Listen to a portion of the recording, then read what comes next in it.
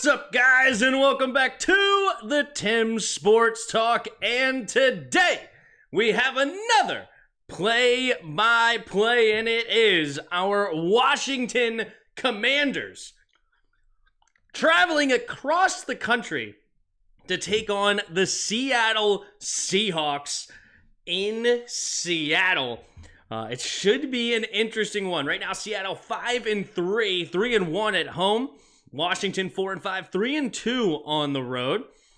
Right now, the ESPN matchup predictor is giving the Seahawks a 63.5% chance to win, 6-point spread, which is very interesting to me because that was like pretty similar to the Eagles game. So they have really high expectations for the Seattle Seahawks.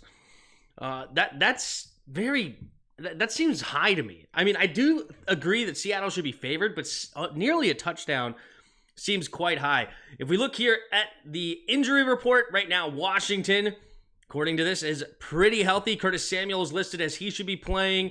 Nobody on defense is banged up at the moment. Over there on Seattle, same thing. They do have DJ Dallas, a third down back. He is not playing tonight. You have Anthony Bradford, a backup guard, is not going to be there, available for them if they want. Also, DJ Dallas was their punt returner, so they're going to rely on the rookie Jackson Smith-Njigba to be their punt returner today. So the injury reports for both teams looking pretty solid. I was just taking a look here at where does Seattle rank amongst other teams as far as offense and defense. And right now, Washington and Seattle are in very similar spots in total offense. Washington 3 spots ahead, pretty middle of the pack. Washington right around like 14, Seattle 17. And defensively, it's pretty similar, but the opposite, where they are a little bit lower. Seattle is right now about the 8th worst, but Washington's the 5th worst. So another 3 spots between them. Then as far as turnovers, they are +2 in the turnover department. They do have 7 interceptions. We have 9. They have only 3 fumbles to our 5. So they turn it over a little bit less than us. And they also get the ball back a similar rate as we do. So pretty similar teams, other than right now, I would say Pete Carroll's a better coach than Ron Rivera. And I would say that they are more a veteran squad, especially with Dino Smith at the helm, whereas we have a young quarterback there. All right, let me get the chat up here. What's up, everybody? Wes in the house. Sood, Giant Jackalope. What's up, Ty? What up, Jord? What up, Yuki? Chase Young was balling today. He may have had a half sack, but he was pressuring the heck out of Lawrence. So thanks for giving us another weapon. Congrats. Vikings won. We need this. Good. Yeah, we definitely need to get the W. Vikings played... Why does that... Oh, the Saints. That's right. Right now I see here the end of the Ravens-Browns game ahead of us. So there's a minute left. Kareem Hunt running to the right side. Hopefully we do get the kickoff on our game once this game is over. Minute left here. 1-point game. What up, T-Ho? What up, Tanner? What up, KO? CJ was on fire. Another miracle win. Yeah, over the Bengals. Bengals, man, they are not the powerhouse that a lot of people were expecting, including me. I thought the Bengals would be a pretty good team this year. I mean, they are 5-4, so above 500, but they're in a very, very tough division. They're in a very, very tough conference, and right now, 5-4 probably has them out of the playoff picture. Meanwhile, Houston, with CJ Stroud, has been outstanding. Good for them, dude. And he actually didn't have that great of a day today, but overall, he's been awesome this year. Did Chase get any sacks today? He got a half sack today. So...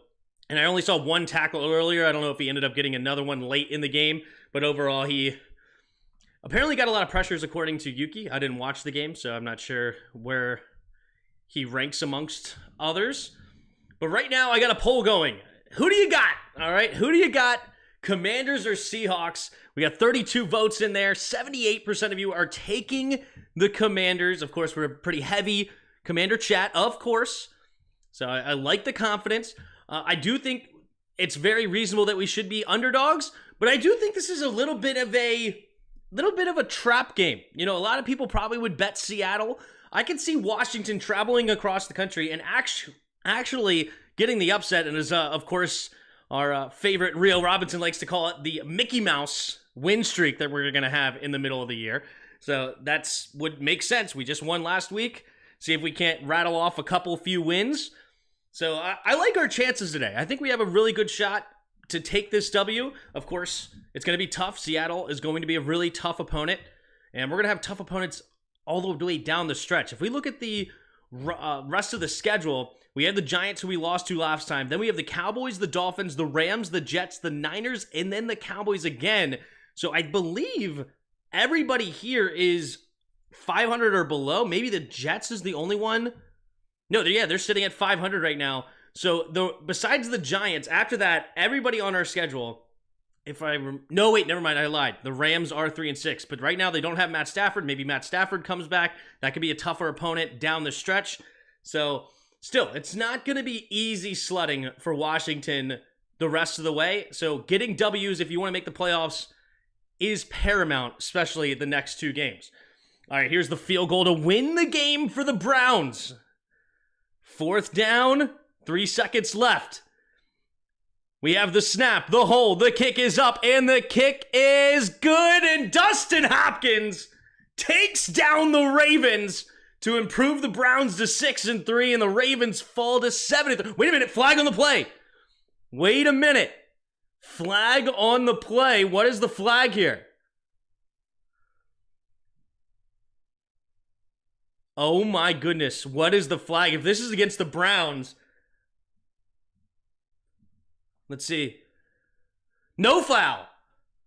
Illegal leverage was so it wouldn't have mattered. Illegal leverage would not have changed the outcome. So the Browns do make the comeback win. I believe the Ravens actually had a lead throughout this game, and this was probably the first lead the Browns had all day.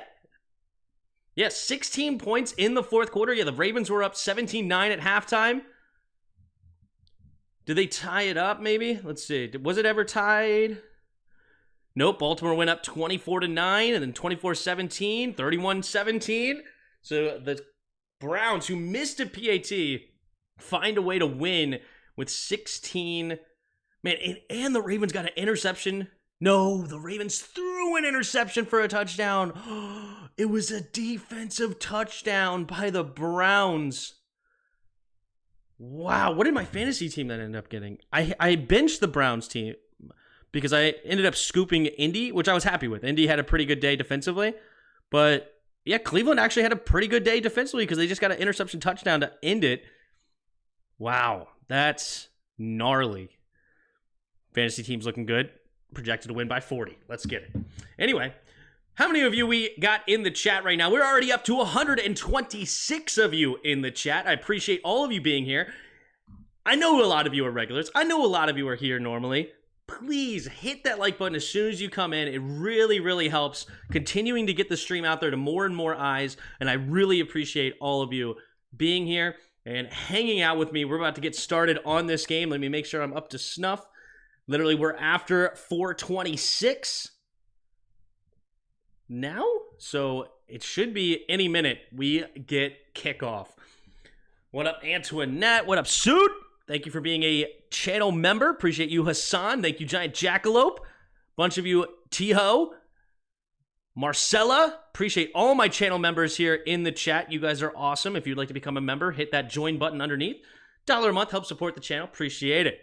Thank you so much, everybody. All right. Hope you guys are having a good Sunday, and we're about to get started. So we did miss the opening kickoff. Looks like we had a return. So thanks to the Ravens game, we did miss opening. Yeah, 33 up to the Washington 33-yard line. So there you go. Got a return out of Gibby. So pretty good field position to start. And that is where we will start at our own 33. Sam Howell in the shotgun, 3 receivers to the right.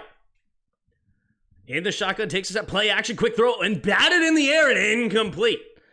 Whew. Oh, it was a 33-yard return up to the 35. Okay, sounds good. 2nd down and 10 after the deflected pass. Luckily, hit the ground harmlessly for the Commanders. And Washington will maintain possession. Here we go. 2nd and 10. Sam Howell in the shotgun. 3 receivers to the right. Sam Howell takes a look at the defense, kicks that leg up, takes a snap. Here comes a blitz. Quick throw over to the right side. It will be caught here by Bates, and Bates dragging a defender and falling forward for a gain of 11. John Bates showing some strength after the catch. John Bates not known to be a receiving threat, and he was covered pretty quickly, but he was not brought down easily, and he does a good job keeping both hands on the football. He has fumbled in the past, so good job keeping that both hands on the football and not losing it. Then we go under center here. I formation. Dotson in motion, stays on the right side though. Takes the snap. Handoff up the middle is Brian Robinson. Brian Robinson just dives straight ahead and falls forward for maybe a gain of about 3 up to the 49-yard line. I like it. I like the under center look. Can't tell. The camera's so amazing. I can't tell if it's actually raining here in Seattle or not. You never see it until you get those other looks. I know that it was supposed to be a little bit bad weather coming up here, so hopefully they do lean more on the run game today than anything else. Here we go. 2 receivers to each side. In the shotgun goes Sam Howell at their own 49. Sam Howell takes a snap. Again, another blitz. Pumping, steps up, avoids the rush. He's going to keep it. And then he slings it out to the left side. And it's Brian Robinson down the left sideline. He's got a blocker in front of him. And it's into the end zone. Sam Howell keeping his eyes downfield as he escaped the pocket. And Brian Robinson, 51 yards out, gets into the end zone to put the first points on the board. Sam Howell. What a play by Sam Howell here. He pump faked it, thinking he was going to get rid of it quickly, didn't like it, brought it down. Good blocking by the offensive line as well. Good cleanup by Leno, and then he keeps his eyes downfield as the linebacker comes up to stop the run. He just throws it over his head down the left sideline for a touchdown. Here comes the extra point from Joey Sly. The snap, the hold, the kick is up, and the kick is off the upright. And no good.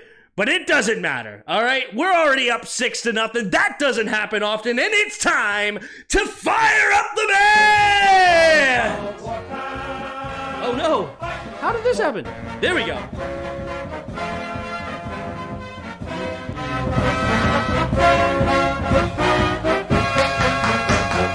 Hail to the Redskin! Hail victory!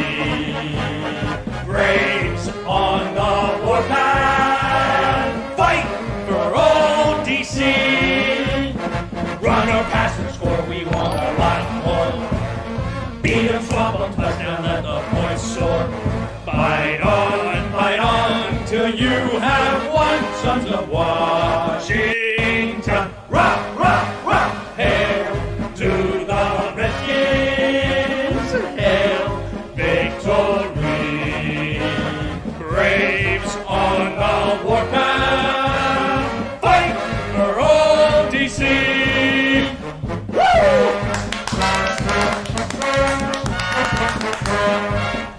Oh, it feels so good. It feels so good to get on the board so flippin' quickly. Here we go. Did we already get the kickoff too? Nope. All right, good. We stayed a commercial. Sometimes they go right into the kickoff, and it's annoying. Gotta let us sing the song, baby. Let us sing the song. Shout out to somebody who became a subscriber, Craddock Chiropractic. Craddock? You mean Cardick? I'm not sure, but I appreciate you becoming a subscriber. And we have 234 of you already in the chat, and we are hyped here in Seattle. Already taking the lead early. If you pick Seattle to win by 6, you got another thing coming, at least early on. What's up, everybody in the chat? Suzanne is here. Thank you. Zero. Requiem. Appreciate all of you in the chat. Let's go. Fire up the band, baby. Firing them up the band. Out the gate, Sammy Franchise. That's right, KO. Hello, everyone. Just got through the Texans. Wow, that's CJ Stroud. Yeah, he's having a great year. Only 2 interceptions and what, like 15 touchdowns or something crazy like that? Crazy start for a rookie. Would feel extra good if Joey made the PAT. I know. It does stink that he missed it. But hey, I'll take a 6-0 lead. You know, we don't have that very often. I'll take a 6-0 lead for sure. Nice TD. Sorry I'm late. Thank you for being here. Don't worry about it. Hey, be late more often. If we're going to start up 6-0 because you're late, I'm about it, right? Good job by Charles Leno. You know, you don't hear that very often, but his guy faked rushing the quarterback, and he did not give up on the play, though. He went in way late a block, and that gave Sam Howell enough time and enough room to keep his eyes downfield. There's the touchback from Joey Sly. Got to give props where props is due, and Charles Leno was a big part of that play. Here we go. All right. So after the touchback, which Joey Sly has yet to not have a touchback this year, we're already at the 25-yard line here. Geno Smith coming onto the field. Let's see if the defense can't play some complimentary football here. 3 receivers bunch to the left. Walker goes in motion. Play action. Quick throw over to the left side is Njigba. Njigba slips the first tackle, and he'll get a gain of about 9 on the play. Toohill and Butler and Fuller all in there on the tackle. And 2nd and 1 coming up for Seattle. Here we go. Browns did win. What a game. What do you know about them Texans? Yeah, Texans taking down the Bengals. I'd be late every week for an early TD. That's what I'm saying. Here we go. In the shotgun, 3 receivers bunch to the left. Geno Smith puts Lockett in motion, takes the snap, handoff to Walker. Walker, shake and bake, steps up, and he will get a gain of about 3 or 4 on the play, depending on the spot. Man, they gave him a first down on that play? No shot did he get a first down. He was definitely tackled short, but hey, Ron Rivera can't throw a challenge flag on a first down play in the opening drive. But that's just a poor call. So it was actually 1st and 10, and that'll bring us to 2nd and about 6 after the 4-yard carry. Geno Smith goes under center in a single back. Noah Fant in motion right to left. Takes the snap, play action, rolling to his right. Pressure coming from Payne. He's trying to get around. He will, pumping, and he just has to throw it away. Good defense there. Jamin Davis not letting Noah Fant get open in the flat. And it looks like the secondary does a good job as well. So good job there on the defense, setting up now 3rd and 6. And let's see if they can't get off the field. That has definitely been an Achilles heel of this team. Not as good on 3rd down as they would like to be. Granted, it's been way worse in the past, I would believe. I bet we're probably a little bit better, but let's see if we can't get off the field here. Here we go. In the shotgun, 3 receivers to the right. Chardonnay in motion. That's what I call his name, but how do you actually pronounce it? It's funny. Changing the protection here is Geno. Takes the snap, drops back to pass. Looking, scanning, going to throw it over to the left side, and he has his man. Ooh, that's a mismatch if I've ever seen one. David Mayo on Jackson Smith-Njigba, and he turns upfield, gets knocked out of bounds after a gain of 20. Little crossing route, and that is way too easy. I mean, if Jackson Smith-Njigba is getting covered by David Mayo, just chalk it up and move the chains, because that is not going to be stopped by David Mayo. You got to call a better call than that there. Little zone defense, but a little drag route was easy enough. Here we go. 1st and 10. 3 receivers bunched to the right. Geno in the shotgun. Washington's 41. Walker in motion, takes the snap. Looking, pumping, pressure coming, has to get rid of it. And there's a holding call, but might not matter. Can Kenneth Walker get tackled for a loss? No, we do tackle him for only 2 yards, but he does do a good job to not lose a bunch because he caught it in the flat there. But that's going to be a holding call and move him back, and it'll be 1st and 20. It was F.A. Obata getting the quick pressure there, and Frank Clark had to hold. So F.A. Obata was just reaching out there for him, but he couldn't escape the grips of Frank Clark. Here we go. So F.A. Obata on the field, as well as it looks like Andre Jones Jr., the 7th round pick out of the University of Louisiana, the Raging Cajun. He's getting some PT here early in this game. In the shotgun, 2 receivers each way. In the shotgun, takes the snap is Geno. 4-man rush, quick throw underneath, and it's going to be hit immediately after a 5-yard catch. And it is Disley on the catch. I remember Disley had a huge fantasy day one day, like maybe 2-3 years ago, and I thought, Will Disley, that's his name. And I was like, maybe this guy's going to be the next, George Kittle. And then he just hasn't done much since. He does make the grab there.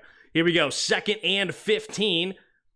3 receivers to the right, empty backfield. Blitz coming from Jamin Davis, but that was a terrible attempt at a blitz. But good coverage. Geno trying to do something, and he drops it. Ooh! Emmanuel Forbes will get called for a hitting receiver high, which I hate this call. I mean, what is Forbes supposed to do? He's following the ball. His eyes are on the ball. He doesn't even know the receiver's there. At least what I think of. I think it's just a hospital ball, but let's see here.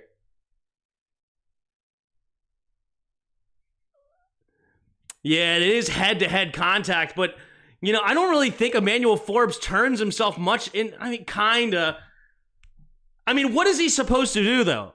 He has no time. As soon as he sees the receiver, he has no ability to really change direction, and that's just tough. I understand that they want to eliminate the head-to-head contacts, but I just don't see what possibly he could have done differently there, because he literally turns his head and sees Lockett for a half a second, not even a half a second, and Lockett gets a free call and a free first down there for Tyler Lockett.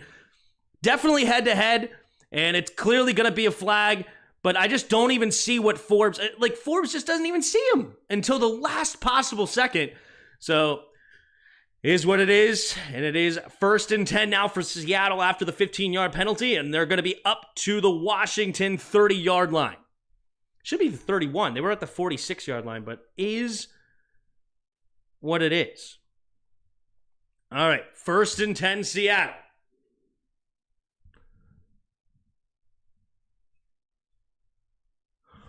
What? You're going to eject him for that? Are you serious? There's no shot. What in the world was he supposed to do? There's no shot you eject him for that. That's impossible. Other than just terrible officiating, there's no way. For his actions, he saw Lockett for a total of 0.3 seconds. Here we go. At the 31-yard line, under center. Man in motion. They're going to pitch it outside to the left is Walker, but good defense. Good move by Walker to get back to the line of scrimmage. Looked like maybe Jamin Davis was going to get a nice tackle for loss, but Walker, little shake and bake, and he'll go out of bounds after a gain of about a half yard. But Emmanuel Forbes kicked from the game. Wow. Wow. That's nuts. I don't have a great thing about Forbes, but I know that's BS when I see it. Come on, man. Here we go. 2nd and 9. Man in motion is Njigba. Play action. Pressure coming, trying to set the screen, bounded in the air, and it's dropped twice by Washington defenders. Oh, man. Casey Toohill had 2 hands on it. It bounces off his chest, and then Deron Payne diving for it, and he couldn't handle it either. Great play by Toohill. Oh! Sorry, it wasn't actually off the chest of Toohill. It was just off his hands. But Deron Payne batting himself in the head. Oh, that's unfortunate. Here we go. 3rd and 9 at the 30. 3 receivers to the right. Takes the snap. Drops back. Geno steps up. Pressure. And he gets hit as he throws. But somehow he completes the pass to Njigba. And Njigba diving. And then the ball pops out. But they're going to say that the ball was down by contact. The ground caused the fumble, which I do agree with. It looks like, I think his elbow hits down first. But now they're going to be 4th down and less than a yard. Can the defense step up here? How did Geno complete that pass? Andre Jones somehow.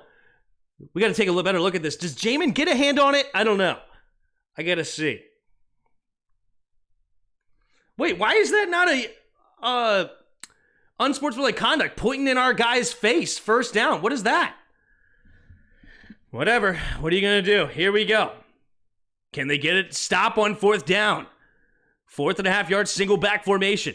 Takes the snap. They're going to go with but hold on. Flag on the play. They went with a 5-yard penalty. I missed it. It was delay of game. They were going to get the first with the QB sneak, but it's a delay of game. And now Seattle will have to settle for a field goal at the Washington 26-yard line. More like 27-ish yard line. But either way, should be a makeable field goal here for Jason Myers. He's 15 for 19 on the air with a long of 55. This should be about a 36-yarder. Let's see if they can't make it a 3-point game. From the right hash, we got Myers. Sorry, it's a 45-yard attempt. They're at the 26 plus the 8. Sorry. Here we go. The snap, the hold, the kick is up. The kick is good. No doubter right down the middle. And it is 6-3 now. Washington on top, and Washington will get the ball back here in Seattle for their second drive of the game. All right, so got to get off. You can't end up with David Mayo on Jackson Smith and Jigba. Okay, that gave up the first 3rd down and 9, and then that was a poor call on every level. I mean, I wouldn't say a poor call. I understand the call to throw a flag. There was head-to-head, and that is something they want to eliminate and all that good stuff, even though I think that's completely... The foul should have been on Geno Smith. That is a flag that we need to start adding that to the game. When they are determined you throw a hospital ball to put your receiver in danger, that's a flag on the quarterback, not a flag on the defender. Because Emmanuel Forbes literally saw him for 0.3 seconds. I bet if you put a clock on that, you see him turn his head, and then at that point, he's like trying to hit him, of course, but I don't even know what he could possibly have done differently because he doesn't know where the receiver is at that point. He's playing zone defense. It's not like he can just stop it. So, is what it is. Then not only did they throw the flag, though, to eliminate him from the game is absolutely nuts. Was Kareem Jackson even eliminated from the game? I think he was, right? Yeah, he was. Okay. For some reason I had it in my head for a half second, but I'm pretty sure he was. Either way, tough call for the young player. He was getting some more snaps again. He had a really good performance last week against whoever we played, the Patriots. Emmanuel Forbes played really well, and it was going to be an opportunity for him to build off that. And unfortunately, he is going to be in the locker room for the rest of the game and watching the game on TV.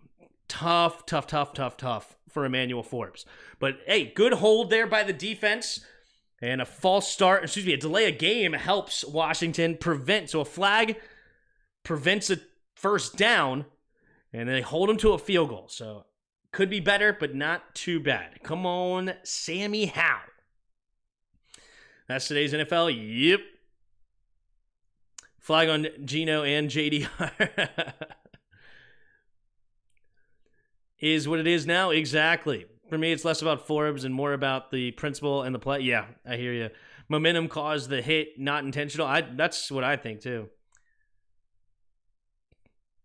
Classic Washington. Oh, man.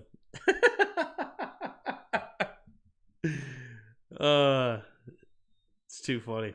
I think the quarterback should be held accountable for throwing hospital balls. Here we go.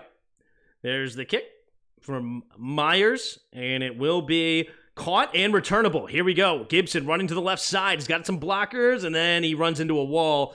He does get a decent gain, though, up to the 27 of Washington. So the return was worth it. Get a couple extra yards on it, and it'll be 1st and 10 now. No, sorry, it was a 27-yard gain up to the Washington 29. Nice. It's a disgrace of the game in football. Yeah. Just seeing the Forbes hit. He was turning away. He didn't have enough time. 100%, Tanner. I agree. It is like impossible. But nothing we can do now. Here we go. 3 receivers bunched to the right. In the shotgun. Bates goes in motion now to the left. 2 receivers each way. Howell in the shotgun. Takes the snap. Handoff to the right side. Cutting it up now is Robinson. Robinson spins off the first, but maybe gets back to the line of scrimmage. Good defense there by Seattle. Jaron Reed coming up with the first initial contact. And then Mafe cleaning him up. Does he hit him in the... Nope, he does a good job not hitting the face mask at all. So good job there from Seattle. Good defense. 2nd and 10 now for Washington. 8:10 to go in the first quarter. Sam Howell in the shotgun. 2 receivers each way. Robinson to his right. 4 down linemen right now for the Seahawks. Takes a snap, and it's a 4-man rush. Stepping up, pumping, has to escape the pocket, and he does. Howell doing a good job again, keeping his eyes downfield and finding Terry McLaurin for a gain of about 13, 14 yards and move the chains for Washington. That is something that I've loved so much from Sam Howell the last couple of weeks, and the offensive line. The offensive line is doing a much better giving him time in the pocket to actually escape. What's mind-boggling to me, though, right now is that teams are not continuing to send pressure. Even with the blitzes, they've only rushed 4 so far. Like, they rush like a safety, but they don't rush the other defensive end. I'm surprised they're not putting pressure on this offensive line. Under center, takes a snap, play action. Steps up, pressure in his face, and he's thrown over the right side. It's nearly intercepted. Great coverage there by the rookie Witherspoon out of Illinois. And yeah, I'm not sure who that was. Was that Larson or was it Cosme? Somebody got pushed right back into the lap of, it was Cosme. Cosme just gets pushed right back into the lap of Sam Howell. But great coverage by Witherspoon on Terry McLaurin. He was all over that play. Here we go. 2nd and 10. Now for Washington at their own 42-yard line. Takes a snap. Quick throw over to the left side. It is Terry McLaurin. Terry McLaurin. Not a lot there. Curtis Samuel couldn't make the block. And Mafe again cleans up the tackle. This one's only going to be good for a yard on the play. 3rd and 9. Larson makes the line better, yeah. Which is sad. Here we go. 3rd and 9 for Washington. That 12th man in Seattle humming right now. Can Sam Howell handle it? Here we go. In the shotgun. 3 receivers to the right. Takes it. Oh, that's going to be a false start. Looks like Wiley was moving backwards early. So now instead of 3rd and 9, it'll be 3rd and 14. False start. Number 71. They don't call who it was on, but it was looked like to me it was Wiley falling backwards a little early. Like he didn't even like kick back early. That was the problem, right? We see tackles move early all the time, but he kind of like just leaned back, like obviously that, hey, I know I moved too early. So it was an easy call there for the ref. 3rd and 14 now. Sam Howell in the shotgun. 3 receivers to the right. Gibby in the backfield. Takes the snap. 4-man rush. Looking. Has time. Going to set up underneath. Throw it down to Gibby. But Gibby gets tackled immediately by Adams. And that will be force a punt here. 4th and 11 at Washington's 39. So there you go. Go on, EB. Don't start calling crap so early. Hey, it's a screen pass. I don't mind that. And then you had a run play as well. You know, you gotta play better sometimes, man. You gotta play better. Screen pass. Then you're up in 3rd and 14. Don't have a really great play call there. Here's the snap from Tress Way. The punt, rather. And it will be fair caught at the 15-yard line. So DJ Dallas is playing today. All right. So Seattle, or not Seattle, our lads, you see, lying to me. Whoa. See, they were red. Usually means you're not playing, but DJ Dallas is playing today. And he fair catches the punt. And Seattle will get the ball back here at their own 15, down by 3 with 5:36 to go here in the first quarter. 336 of you in the chat. I appreciate all of you being here. It's been a blast being able to do play-by-play for y'all. If you haven't already, hit the like button and subscribe because we'll be here the rest of the year. We're going to do the night game tonight as well. And that will be, excuse me, the New York Jets traveling over to Vegas. And a little bit more of a toilet bowl game, just like the Thursday night game was. But hey, come out and hang out and have some fun. Nice jersey. Thanks, man. Wife got it for me for Christmas. A few years ago, though. About 9 Christmases ago or whatever it was. Next possession, Dotson TD. I like that prediction, Will. I like that. Suzanne, why won't they get rid of Wiley? I don't know, man. Sorry, I'm late, Tim, but how did you like 51-yard B-Rob? Oh, dude, that was awesome, Daily Eggs. That was awesome. And Sam Howell doing a great job keeping his eyes downfield. That was amazing. That was amazing. The whole drive sucked.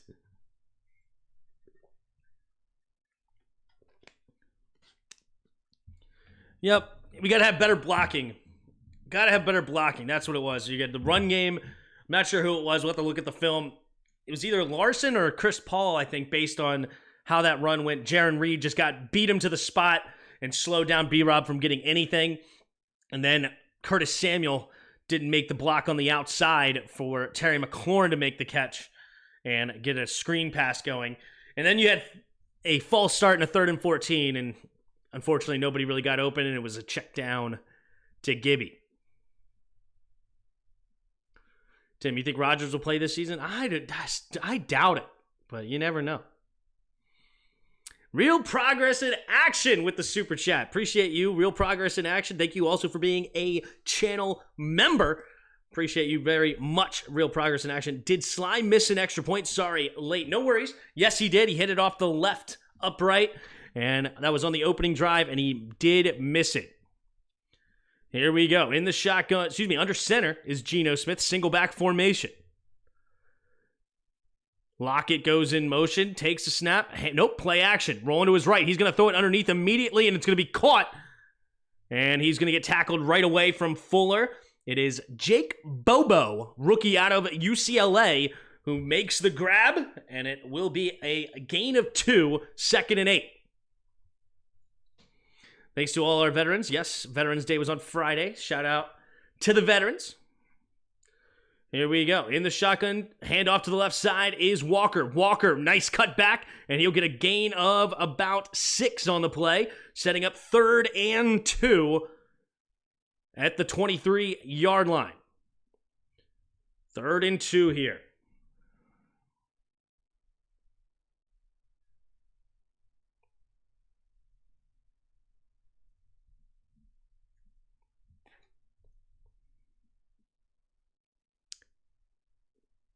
Dean Blandino, shut your face, all right? Here we go. It's 1.5 yards. Takes a snap, quick throw over the left side. It's DK Metcalf, and he's going to get a first down easily. Terrible attempted run after the catch, but it doesn't matter. Good blocking in front of him, and he does get the first down for a gain of 3, and that'll move the chains here for the Seahawks. Tyler Lockett coming back onto the field after the big shot earlier of head-to-head. Here we go. 1st and 10. Thought DK was hurt. Well, he makes the grab right there. Here we go. 1st and 10. Single back formation again. 3 tight ends set. One of them in motion to the right. Takes a snap. Pitch play to Walker. Walker cuts it up, and he's going to get tackled after a gain of about 2.5 by Mayo. Just shy of the 30-yard line. And it'll bring up 2nd and a long 7. He ran that screen like he was hurt. Yeah, he did. Didn't he, PCC? No one should have been ejected except the ref. Yeah. Here we go.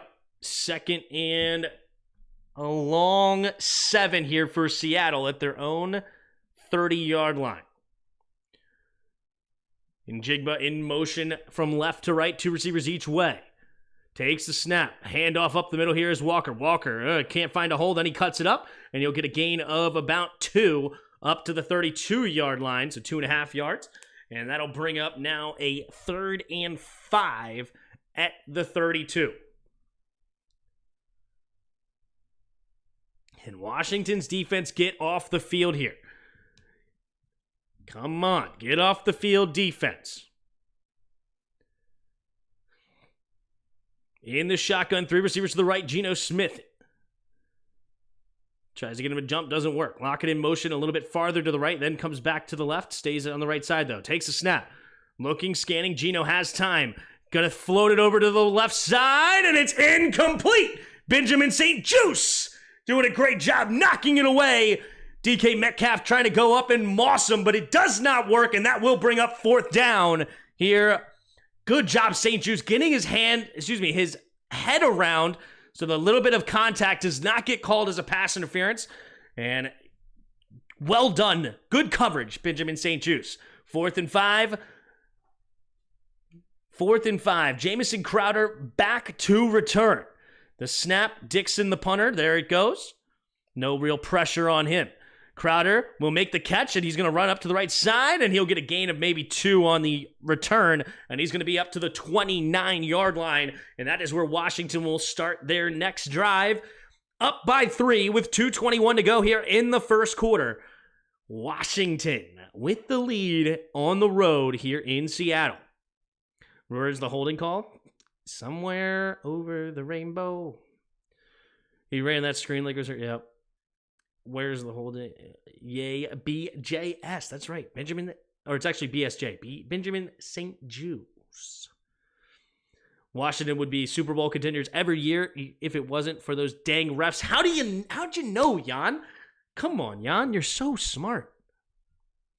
Pass interference, to be honest, do you think? I don't think so. They usually allow some hand-to-hand combat as long as you have your head around looking for the football. That's typically what they allow. There was definitely contact before the ball gets there, but he was looking back for the ball, reaching up. They usually don't call that in that situation. If he didn't get his head around, then yes, it would have been pass interference. But since he got his head around early and he was tracking the ball, it looked like he was making a play on the ball the whole time. So no flag there. Why is Mayo on the field? Because we're terrible talent evaluators. It's basically what it is. Smash mouth time with Robinson, says Larry. See, the problem is it's not Robinson. The problem is the offensive line. You really don't have a line to do smash mouth. Yeah, they're not very quick or strong. So go get Bobby Slowick if we don't get Harbaugh. I'm just saying. Yeah, Slowick, man. He's doing a great job with CJ Stroud. Granted, I haven't watched any Houston this year. So maybe it's mostly CJ Stroud just making things happen. But hey, Slowick having a rookie quarterback doing a great job. Run sets up the pass, not the other way around. Yep. I agree, honestly. 333 of you. We already got over 100 likes. You guys are the GOATs. We're not even out of the first quarter yet. Here we go. Did we get some new subscribers? Yeah, we're already at 50-50. Just like my vision. Just kidding. We got up to 5,050 subs. That's awesome. Thank you guys for helping grow the channel. It seems EB's run game is predictable. He needs to change up the formation in personnel. Yeah, I just think that our offensive line is not very good. That's what's up. That's pretty much, that's where I feel it is. So you're limited when you have a bad offensive line. Here we go. Eric Bieniemy, there he is. Let's see what he has cooked up here. In the shotgun, 2 receivers each way. Takes the snap. They're going to rush to the left. Ooh, they're going to set up the tight end screen. Chris Paul could not locate his block, and he's going to get a gain of nothing. Maybe even lost a half yard on the play. Good tackle there by Brooks. They flushed to the right immediately, trying to get the defense to move, and then came backside to the tight end. But Brooks was not fooled whatsoever. 2nd and 10. Forbes was ejected. Yes, he was. Here we go. Under center, Gibson, the single back. 3 receivers to the left. Takes the snap. Handoff to the left side is Gibson. Gibson hitting the left side, cutting it up. He's got room to run. And then he runs in the back of his own player, Dotson. His vision is not the best, but he does get a nice gain here. And it's going to be a gain of 6 on the play. So 3rd and about 4 coming up here for Washington. Minute and a half to go here in the first quarter. Can Washington keep this drive alive, or will Seattle get the stop and get the ball back? Here we go. Larson calling the protection here. 3 receivers to the right in the shotgun. Takes the snap. Blitz coming. Quick throw over the left side, and a really quick throw, and Gibson makes the catch. He could not stay in bounds, but he does do enough to get the first down. Gain of 7 on the play.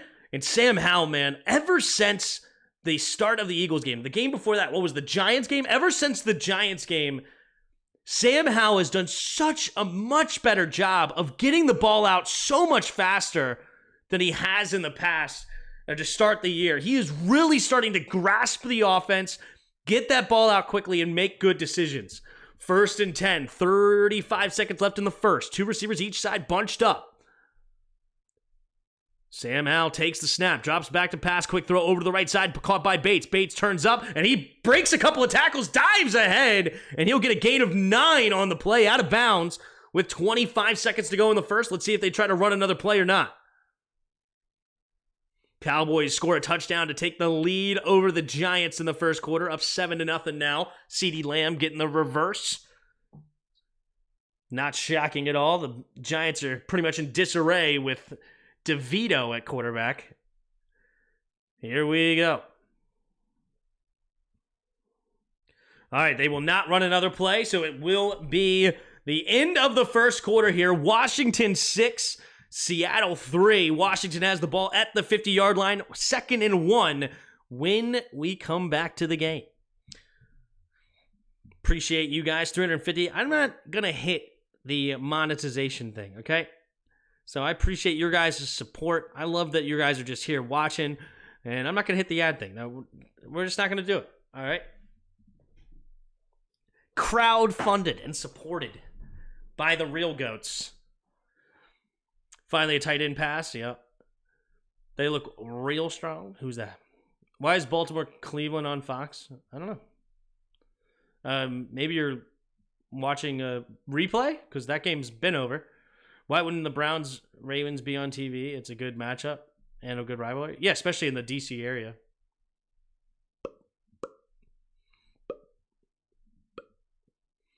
Global. We're gonna save the games for tonight's game. So we'll do all of the globals. We'll do all the Weddles. We'll do all that stuff later on tonight. So if you want to hang out with us as we do the Immaculate Grid and things like that at halftime, come hang out with us on the night game.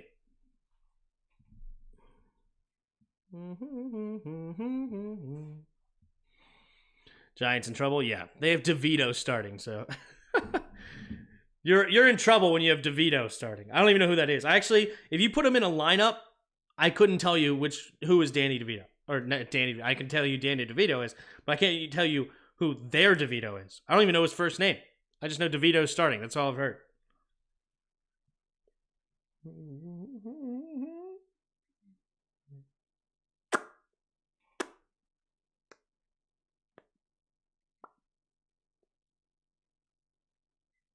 Oof.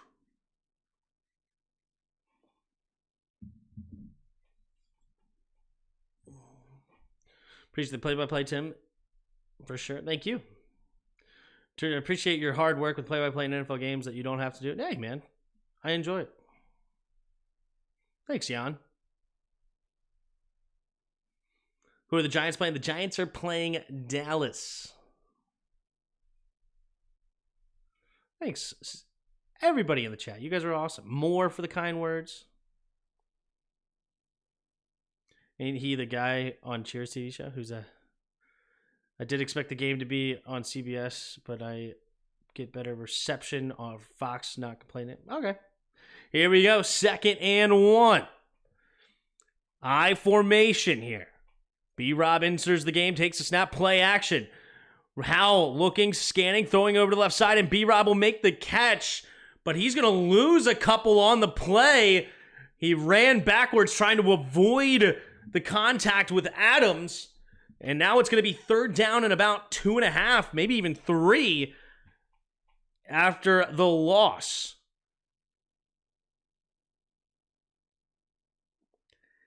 14.5 to go in the second quarter. Here we go.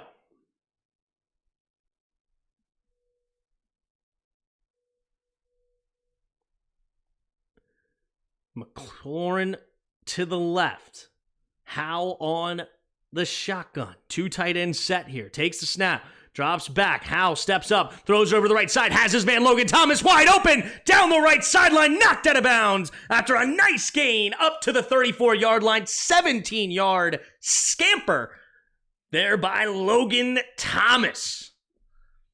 Sam Howe.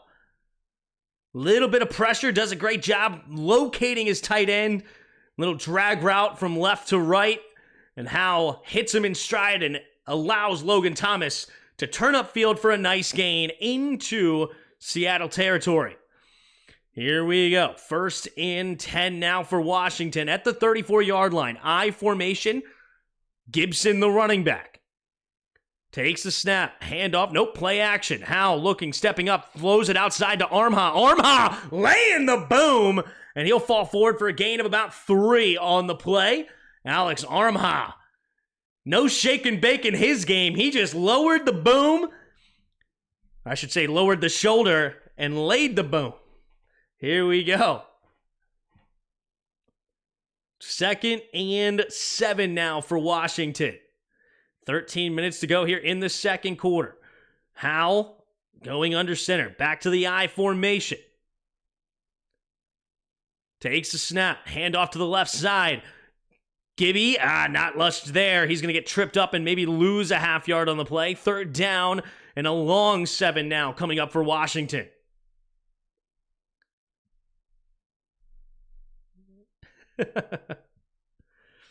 Third and a long 7. What has EB got here to draw up for the occasion? Sam Howell calling it in the huddle. Here we go. He's going to go into the shotgun, of course. 2 receivers each side. Middle of the field's open, takes a snap. Oh, they're going to set up a screen and could not handle it was Gibby. Gibby did not get his head around, and it was actually nearly intercepted, I believe, by Brooks. Sam Howell trying to set up the screen here, and now they're in an awkward spot here. This would be not too bad. 48-yard field goal, 49-ish. Never mind, that's makeable for one Joey Sly. Brooks did get one hand on it. Luckily, he did not gather that for an interception. 4th and 7. 12-11 to go here in the second quarter. Joey Sly to make this back to a 6-point game from the left hash. He's 12 for 16 on the year. The snap, the hold, the kick is up, and the kick is good. Joey Sly knocks it through, and it's 9-3 here with 12:06 remaining in the first half. Seattle will get the ball back, trying to make it a game. Maybe take their first lead. Let's see. Favorite player on the Commanders is definitely Cheeseman. Fair enough. You never know what tight ends play because they barely use them. Yeah, they all are playing. Why so many passes to Gibson? Where's Terry and Dotson? A lot of checkdowns so far. A lot of checkdowns.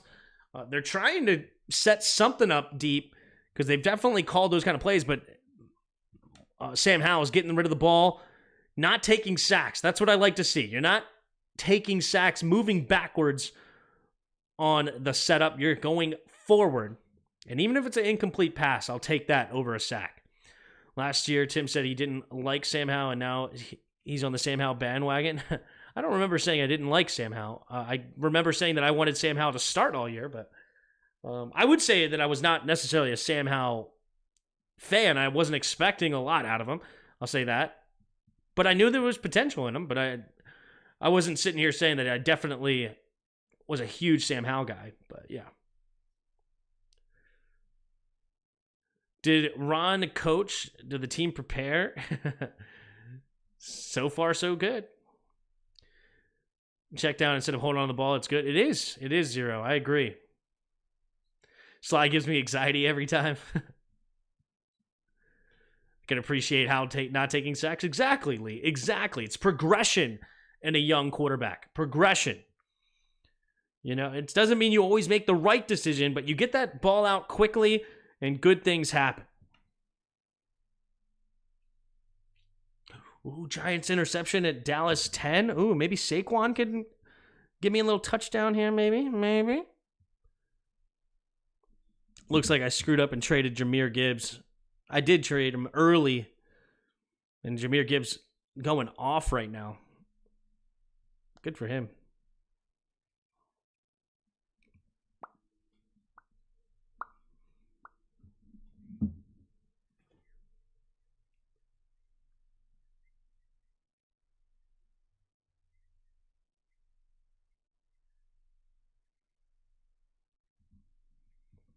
Tim, what do you have against Sam? Nothing now. I love Sam. I guess like if there's anything, it's his height, but I think Ham has a great arm. He's clearly learning the offense, which is awesome. He's got mobility, keeps his eyes downfield. I'm loving Sam Howell. Here's the kick there from Joey Sly. And it will be a touchback. 9-3. The 25-yard line is where Seattle went. That was a short kick. He barely got it into the end zone. You know, that was actually in danger of ruining his perfect touchback streak on the year. Dak always throws an interception. He's horrible. Yeah.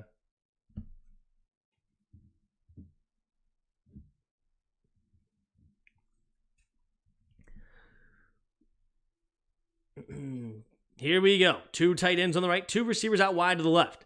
Geno Smith changing the play at the line here. 4 seconds on the play clock, gets reset, takes the snap. Quick throw over to the left side. It's going to be dropped by Njigba. It was a forward pass, setting up the screen. And Jackson Njigba does drop the pass, and that'll set up 2nd and 10 now.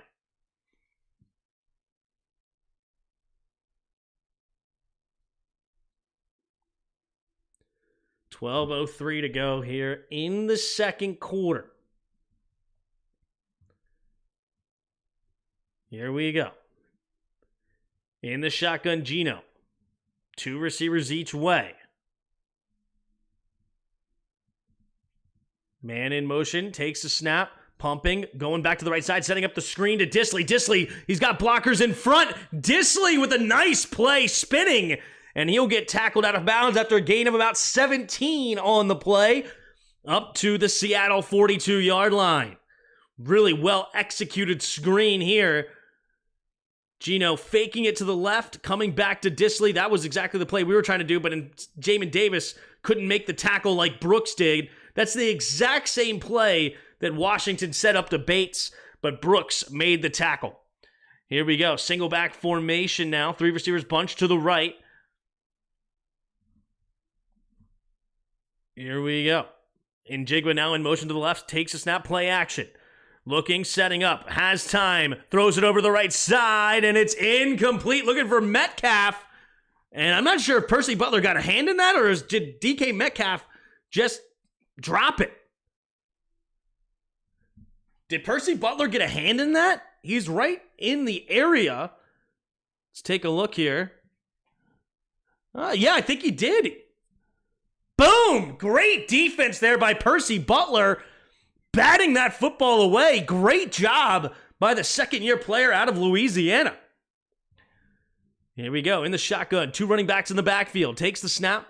4-man rush. Quick throw over the left side, and he has his man, is Tyler Lockett, for a first down. And that'll be a gain of about 13 into Washington territory. Nice throw by Geno Smith, finding the hole in the zone. Yep, blitz coming and everything. He finds that gap in the zone. Little comeback, simple enough route, and Geno Smith locates it and hits him. 1st and 10. Geno Smith in the shotgun. Whoa, here we go. We have 3 people in the backfield, and now Charbonnet in motion. Now he goes behind it. Now he's handing off to the left side, and it's going to be hit in the backfield and then falls forward for a gain of a yard. But David Mayo with the nice tackle for Washington sets up 2nd and 9 now for the Seattle Seahawks. Empty backfield set. They're going to hurry up to the line. No huddle. 3 receivers to the right. Takes the quick snap. Looking, scanning, throws it over the left side. Has his man easy. DK Metcalf making 2 guys miss. And then Curl trying to force the fumble, but he cannot do it. And they blow the whistle as he's standing up. Man, that's just a quick little route, an easy pitch and catch, and Toohill in coverage. He misses the tackle. Then Mayo misses the tackle, and that's just terrible defense. Here we go. Geno, quick throw out to the left side, and it will be caught. Is it Njigba or is it No, it's neither. It's Charbonnet making the catch on the outside. Gain of 6. So it was a little empty backfield set. They're going hurry up offense right now. Yeah, they're putting maximum pressure here on Washington's defense. 3 receivers to the right, empty backfield set. 2nd and a long 4. Takes the snap. Geno going to the left side, batted down at the line. Andre Jones Jr. knocking it down, the rookie 7th round pick. And that'll bring up now 3rd and a short 5 here for Seattle. Good defense there by Andre Jones Jr. Bang, knock it down. Here we go. Geno Smith in the shotgun. Puts a man in motion. Is Njigba. 2 receivers each side. Changing the protection. Takes the snap. Geno looking. Throw it underneath. And it's going to be incomplete. Not on the same page with Charbonnet. Now 4th and 4 at Washington's 24. Geno wanted to go for it, But nope, they will settle for the field goal here to make it, again, a 3-point game. Ooh, David Montgomery just had a big play. 50-yard touchdown run for David Montgomery. Let's go. Here we go. 43-yard attempt from the left hash for Myers. Takes the snap, the hold, the kick is up, and the kick is right down the middle. No doubter. And it is 9-6 now. Washington remains on top, and they will get the ball back here with 9:12 to go in the second quarter. Washington did get the ball first, so Seattle will get the ball coming out of halftime. But we have plenty of time left in this second quarter before we get there. We trade field goals, we win. Hey, that's a good observation there, PCC. Trading field goals, that's right. Where's Tuhill? Tuhill's been in the game, for sure. Tackling has to be better. I agree, 0. I agree with that.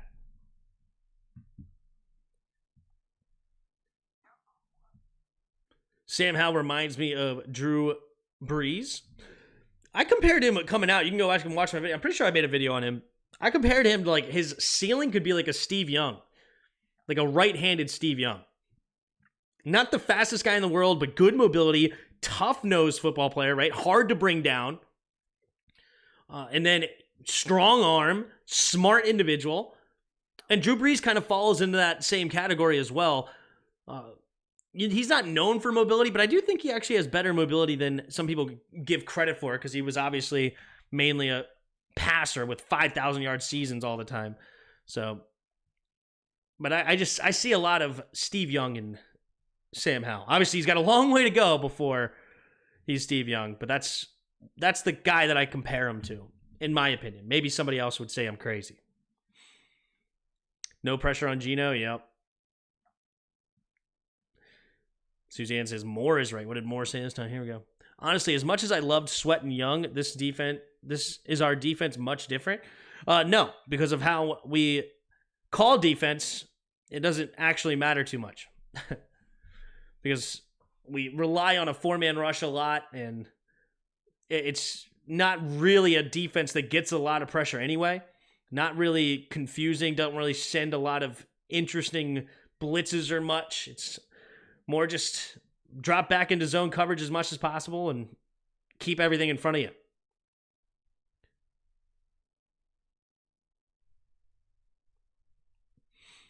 And EB is the OC, so we don't have a running game. Hope Sam's ready for 60 dropbacks. Yeah.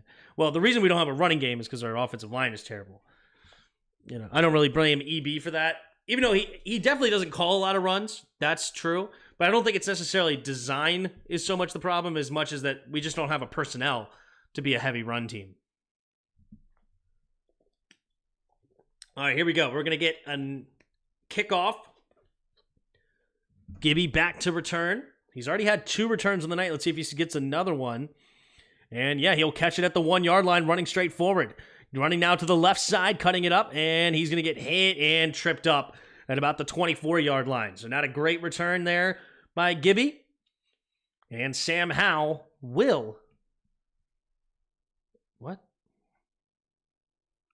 John Radican is the first. Interesting.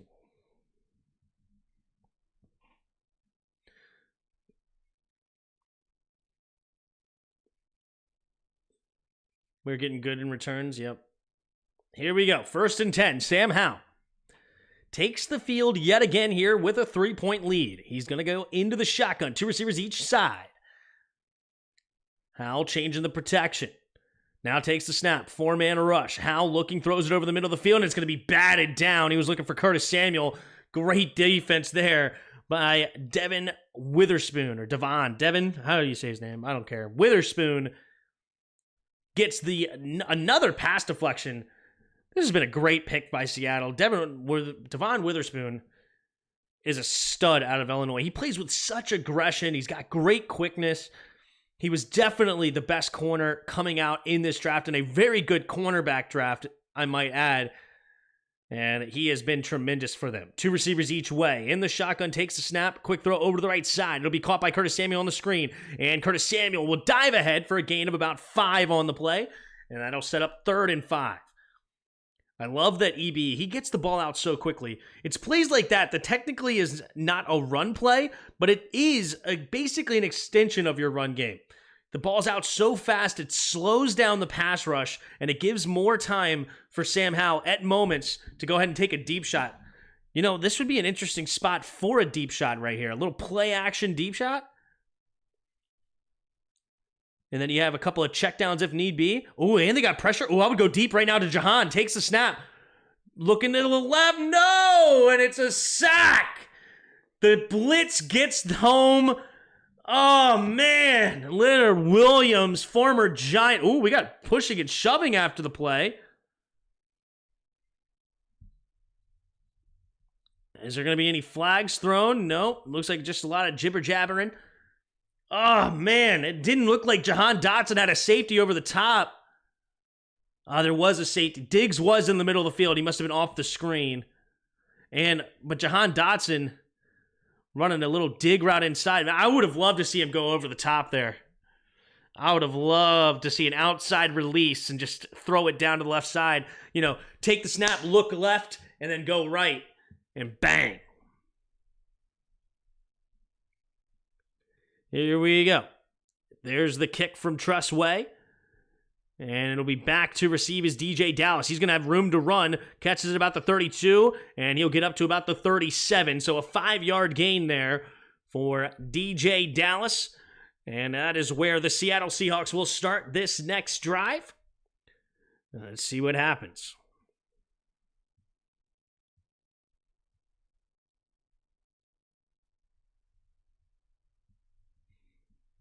Huge sack, that's right.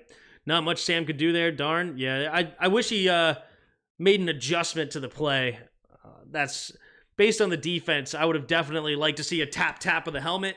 Maybe have Jahan Dotson motion out a little bit to get a little bit more space. Outside release and take a shot down the right sideline. You know, you look left to hold the safety in the middle of the field, and then you come back right, and you try to maybe even throw a back shoulder there. Even if you don't want to go over the top, little back shoulder throw to Jahan Dotson. That's what I would have liked to see, but instead they kept the long developing play, and the blitz got there from Seattle. He was immediately pressured very, very quickly. Eject him, yeah.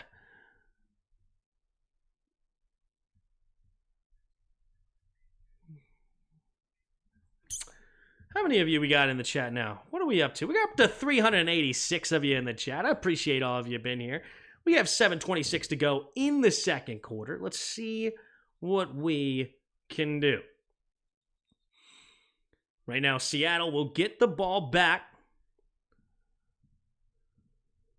So they are down by 3. They could either tie it up or take their first lead of the game with points. We haven't had any turnovers yet in the game. Let's see what happens. Chase Young looked really good today. If only Washington had a player like that, yeah. Yeah, there's a reason I did not want to trade him away for a 3rd-round pick. Well, we'll see.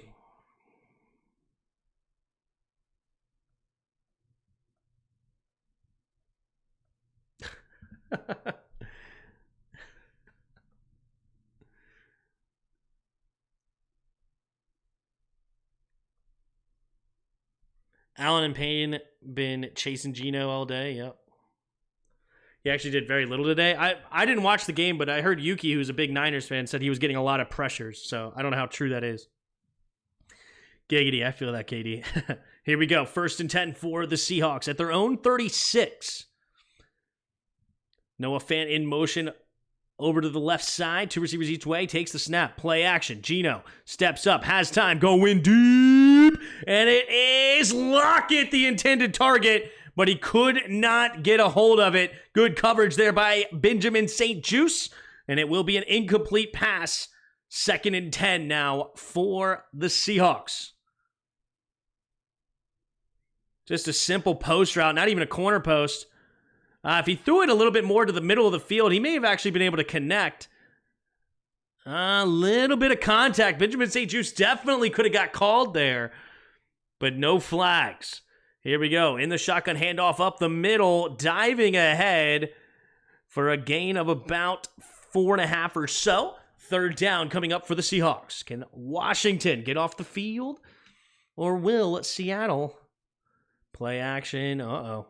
Dallas gets it to Ferguson. And it's going to be a 14-point lead now for the Cowboys. Here we go. Geno Smith in the shotgun. 3 receivers bunched to the left at their own 41. 3rd and 5. Bobo in motion but stays on the left. Takes the snap. 4-man rush. Man-to-man defense. Quick throw over to the left side, and it's incomplete. And it was going for DK Metcalf, but it looked like it was thrown behind him. And Seattle on 4th and 5 in their own territory, most likely in the area to punt. So Cameron Curl on the coverage of DK Metcalf, running him in phase. And it was like way thrown behind DK. DK nearly made a nasty, nasty one-handed catch, but could not get a hand on it. Could not get a hold of it. And it's 4th and 5. Jamison Crowder back to return. Jamison Crowder going to be catching it at the 7. Makes the first guy miss. Dancing a little bit, but dives ahead to about the 12-ish yard line. And that is where Washington will start their next drive here. There is a flag on the play. Let's see what happens here.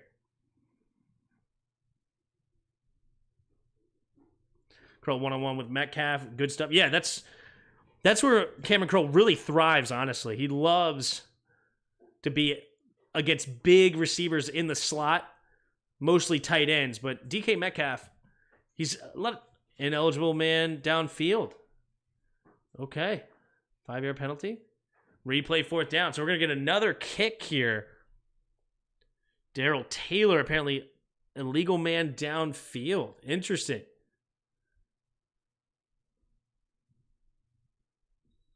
.6:25 to go in the second quarter. Yep, Geno's struggling today. I went ahead and made my move. Pat Mahomes was on a bye week, so I put Geno Smith in my starting lineup, knowing full well the football gods would say, screw you, and Geno's going to suck. So I took one for the team and put Geno in my starting lineup. Here we go. 4th and 10. Dixon to punt it away. There's the kick. Will we have another return? And here we go. It will be fair caught at the 19. So it does turn into a 7-yard net on the penalty.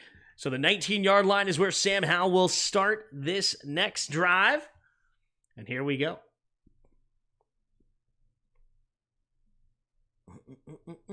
Always stupid penalties.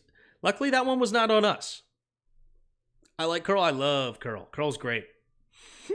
Curl's great. Georgia's looking unstoppable. Might be a three-peat. Yeah, it was crazy that they were not number 1 for a minute, right? They kind of screwed them from keeping the number 1 spot for a while. I understand why they did it, because they hadn't played anybody, right? But I thought that was unfortunate for Georgia, just because the order of the... See, yeah, they're only 52. They're only ranked 2 right now. And even though they're 10-0, this is their first ranked opponent they basically played like almost all year, I think, right? They did play number 20 Kentucky.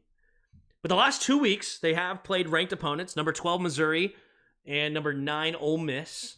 And then they got number 13 Tennessee. And they finish with... Oh, yeah, I thought that was said an S Alabama, but ranked 8. So 4 out of their last 5 games will be against ranked opponents, but all their ranked opponents came later in the year. So that allowed Ohio State, I believe it is, to be number 1 now. Is it Ohio State? Ohio State, 31-3 over Michigan State. Brutal. Something that was crazy yesterday was Oklahoma State. I don't know if I've seen this. I really don't. An unranked opponent going against a ranked opponent, 7-2 versus a 4-5, not only upsetting Oklahoma State, but beating them 45-3. Holy smokes. I don't watch a lot of college football, but I can't imagine this not happening too often. An unranked opponent against a ranked opponent late in the season, not only winning, but blowing them out. That is wild. Tennessee got waxed? Oh, yeah, they did against Missouri. Wow. Tough. Anyway. All right, we're back. Washington has the ball at their own 19-yard line. 9-6 lead right now. Let's see what they can't do with it.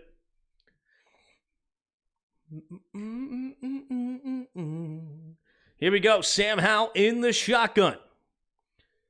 2 receivers each side.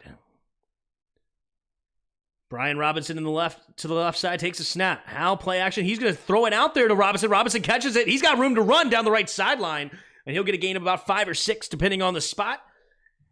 And that'll bring up 2nd down in mid-range.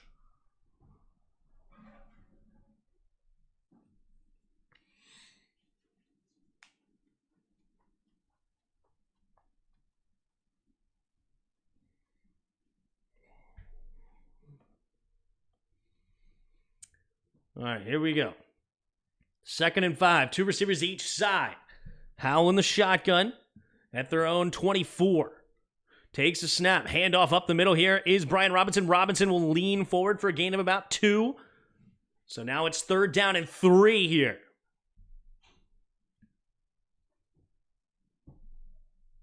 Sam Howell.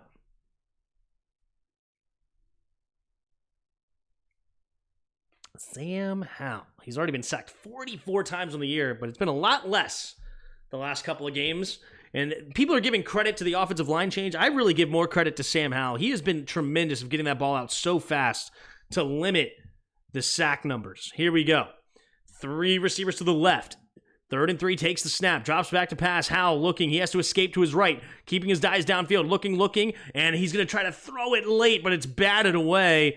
And honestly, that may have been a good thing because Sam Howell may have been throwing it into a dangerous spot. Witherspoon looking maybe to undercut that. And that bat away by Mafe may have actually been a blessing in disguise there for Washington. But it will be a punt here from Tressway. Let's see what happens. Tressway to punt it away. There's the kick. And it's going to be a fair catch at the 30-ish yard line. So that is where the Seahawks will start this next drive with now 4:49 to go in the second quarter. Couple of 3-and-outs by everybody. Can Geno Smith give Seattle a tie game or maybe their first lead of the game here in the first half? What the heck are they doing? That ball pat before he throws is irritating. Yeah, he does always pats that ball. It's a bad habit I would love for him to get rid of. Play calling needs to step up. The play calling stinks.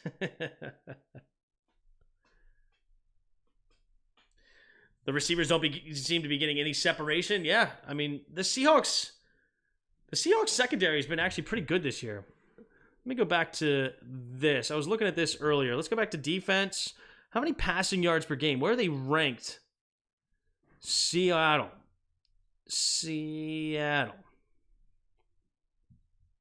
Never mind. They've given up 232 passing yards, which has not been great so far this year. Rushing, they're around the same as far as rank is concerned. Washington and Seattle actually about the same against the run. 122 yards per game for Seattle, 116 for Washington. And then passing-wise on yards per game, Seattle has given up 232. Washington has given up 252. So that's a big difference there. All right.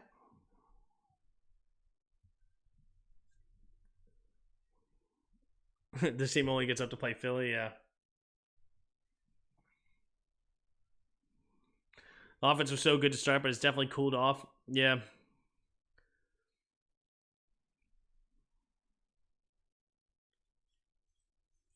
If EB becomes head coach, do you think he would build an O-line around Howell and create a running game. That is a concern. I don't know. I don't know what he would be like as... But you know what? I don't really care. I don't want him to be a roster builder. You know, I would want to hire a general manager to build the roster and let him be the coach and the motivator and lead his coaching staff. So I wouldn't really care if he is a guy that understands anything about a roster build. He could literally be clueless on a roster build. I don't care. Just coach, you know? Coach who the GM puts on your team. Single back formation, takes a snap, play action. Geno steps up, throws it over to the right. Oh, he had a man wide open, was Noah Fant, but not on the same page. He wanted Noah Fant to run to the outside, and so he let him out there, but Noah Fant just sat in the middle of the field. And Geno Smith kind of shaking his head laughing like, yo, what are you doing, bro? What are you doing? And he like sits in there. I don't know if this was more of an option or what. But yeah, Geno was definitely expecting him to go outside. Here we go, single back formation. Lockett in motion, takes a snap, handoff to the left side is Walker. Walker bouncing it outside to the left side. He's got room to run, and he's going to turn it up and get a gain of about 6 on the play. 3rd and 4 now coming up for Seattle. Look like David Mayo on the tackle. It is raining in Seattle after all. Yeah, you can't see it on the TV. It's so crazy how great the camera is. But here we go. 3rd and 4. Geno Smith in the shotgun. 2 receivers each way. Charbonnet in the backfield on his right.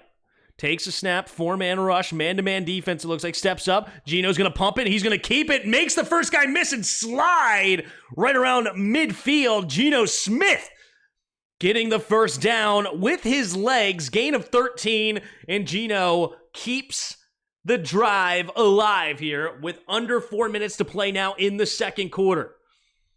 Little 4-man rush, Hill with a little bit of pressure, but he couldn't get home. And Danny Johnson cannot make the tackle either. Here we go. 1st and 10. Geno Smith goes under center. 3 receivers bunch to the right. Now Lockett goes in motion to the left. Takes the snap. Play action. Throwing to the right side. He's going to throw it underneath. Caught by Lockett. Lockett turns upfield, and Lockett will get pushed out of bounds here by Danny Johnson. And it'll be a gain of about 6 on the play. They're going to give him maybe 7. Oh, gosh. Dallas looking to score again. And yeah, they get it. They get it. Brandon Cooks on this one. They're up 21-0 over the Cowboys now. Yikes. Here we go. 2 receivers to each side. You got Geno Smith in the shotgun. Takes a snap. Handoff up the middle. Here is Walker. Walker gets the first down easily. He's into the secondary, and he's going to get tackled at the 30. Here comes Seattle. Kenneth Walker with a nice 13-yard gain. Seattle inside Washington territory now, inside field goal range. Good pulling guard block there on F.A. Obata. Cameron Curl, not the best angle you've ever seen, and it's a nice gain. Here we go, in the shotgun, play action. Geno going to the right side, and it's going to be caught. Here, it's Jake Bobo, rookie with an 11-yard catch out of bounds, stops the clock. Oh, no, wait, they don't stop the clock in the first half until after the 2-minute warning. So the clock does continue to run here with 2:23 and counting. There's Shane Waldron, the offensive coordinator in Seattle. What has he got drawn up here? 2 receivers each side, takes the snap. Handoff here to Kenneth Walker. Walker will fight for anything he can. Jamin Davis and David Mayo both there to make the tackle after a gain of 5. And that should bring us to the 2-minute warning here. 9-6, Washington on top, but Seattle in striking distance. Can Washington hold them, or will Seattle tie it up or take the lead for the first time today? Shout out to everybody in the chat. Of course, we're giving you another shout out. We got 400 of you in the chat. Appreciate y'all being here. If you haven't already, hit that like button and subscribe. We'll be here all season long for every Commanders game, as well as every Sunday night, Monday night, and Thursday night game. We also do a film review on Tuesday. So if you'd like to come around on as a Washington fan, we go ahead and break down all the film, go through, see what we see, and hang out, discuss it. You can tell me how stupid I am, or you can say how smart I am. Either way, there's no in between, though. You can't just be there hanging out. You got to give me one or the other. Just kidding. Of course, you can come out and just hang out if you'd like. With 400 of you in the chat, can we get to 200 likes? Can we hit that like button and get up there to 200? Please. Please, please, please, please. Hold the mayo, yeah. I like mayo and BLTs. Oof.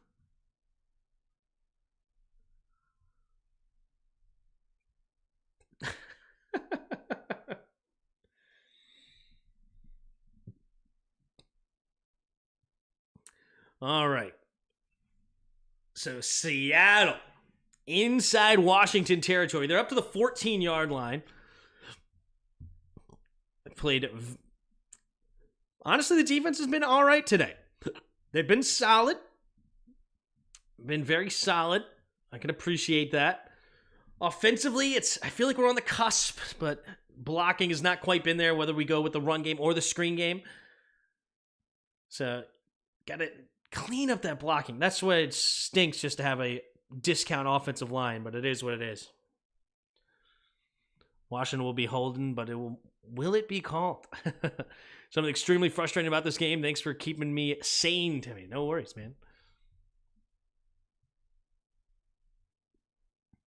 I only like mayo on BLTs. A BLT sounds great. I'd love a BLT. All right, here we go. We're coming back out of the 2-minute warning here. 2nd and 5 at the 14. Two tight ends on the right. Takes a snap, handoff to Kenneth Walker. Kenneth Walker bouncing it to the left side. He should get a gain of about 2-ish, maybe 1.5 yards, up to about the 13-yard line. All right, so Washington's going to use their first timeout. They want to have another shot here before halftime. Seattle does get the ball coming out of halftime, so that makes sense. Time for Weddle. Weddle will be tonight. We'll do those throughout the game tonight. All right, 3rd and 4, 1:55 to go in the second quarter.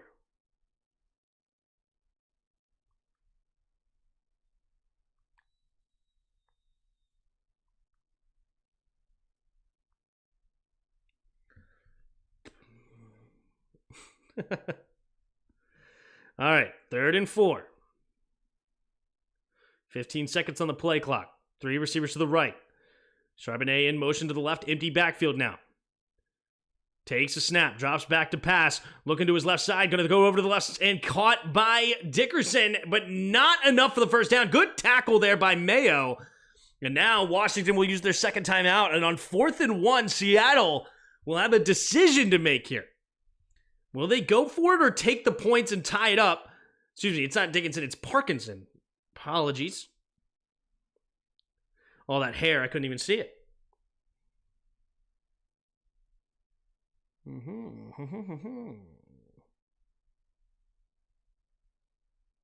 Good job there by Curl.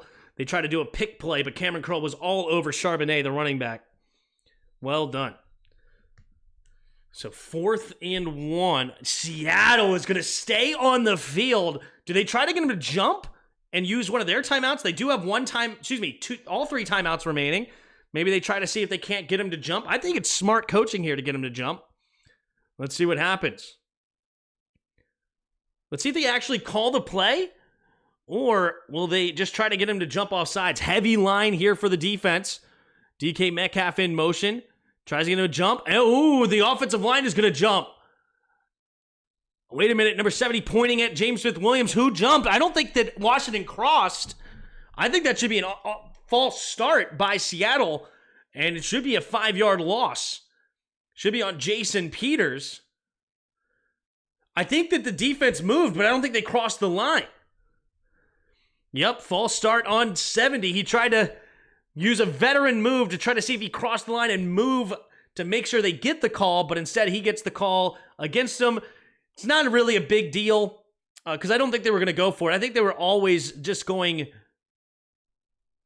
Yeah, see, James Smith-Williams... No, excuse me, it's Jamin Davis. Jamin Davis, did he lean across? Ridgeway also jumped. Did Jamin Davis lean across? That may have been a fortunate call for Washington, but they didn't give us the right angle, of course. Why would they? The left hash. We have the snap, the hold, the kick is up, and the game is all knotted up here. 9 apiece with 1:47 to go here in the second quarter. Washington will get the ball back here. Seattle will get the ball coming out of halftime. So Washington looking to get points on the board so that Seattle can't double up.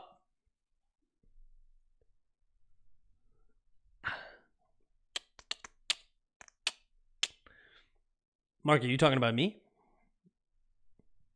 I don't know what's going on. Max protect and throw a Hail Mary.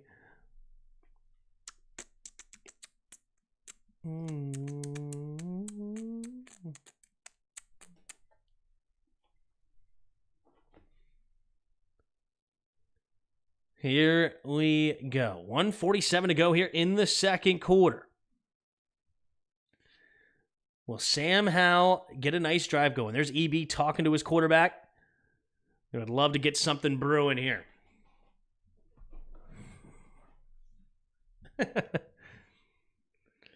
Gibson back to return. Here goes Myers to kick it away. There's the kick. And it will be a touchback.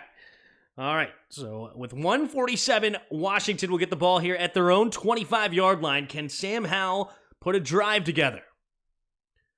The only touchdown in this game has been a 51-yard touchdown, Sam Howell to Brian Robinson on a little bit of a broken play. Other than that, both defenses have played quite strong, holding everybody else to a field goal. And that was on the opening drive that they got the touchdown. So here we go. Sam Howell in the shotgun, 3 receivers to the right. That 12th man is roaring here. Howell in the shotgun. Takes the snap. 4-man rush. Howell looking. Quick throw over to the left side. He'll be caught by Logan Thomas, and Logan Thomas will just dive down for a gain of 3. Wagner and Love on the tackle. Is that Love Julian Love? Here we go. 2nd and 7. 3 receivers to the right. Takes the snap. Sam Howell looking. Going to throw it underneath. Caught by Gibby. Gibby trying to turns up spin move, but nice tackle there. And that'll keep the clock moving. Oh, wow. They're going to hurry up to the line here. 3rd down and 3. Sam Howell. 3 receivers to the right. Kicks that leg up, takes the snap. Looking, pumping. Now throws it to the left side. And he's looking for Jahan Dotson on the slant. But great coverage there by Tariq Woolen, second-year player. And he comes up and makes a nice pass deflection. And that'll bring up 4th down. So Washington... no, just great coverage there by Woolen. Just great coverage. Yeah, jamming Jahan Dotson, not letting him get any separation. And it's now 4th and 3. There's Tressway to punt it away. Now Seattle will have 3 timeouts and a chance to go here. Oh, then it's bounce. All right, does not hit Washington player. That was a dangerous bounce there for Washington. They're going to down it at about the 28-yard line of Seattle. So let's see if Seattle can't get even more points on the board to take a lead. That's 2 drives, 3rd and 3, and EB will not run the ball. Yeah. It's been 25-yard line for like 2 years. All right, here we go. 1st and 10. 54 seconds to go here in the second quarter.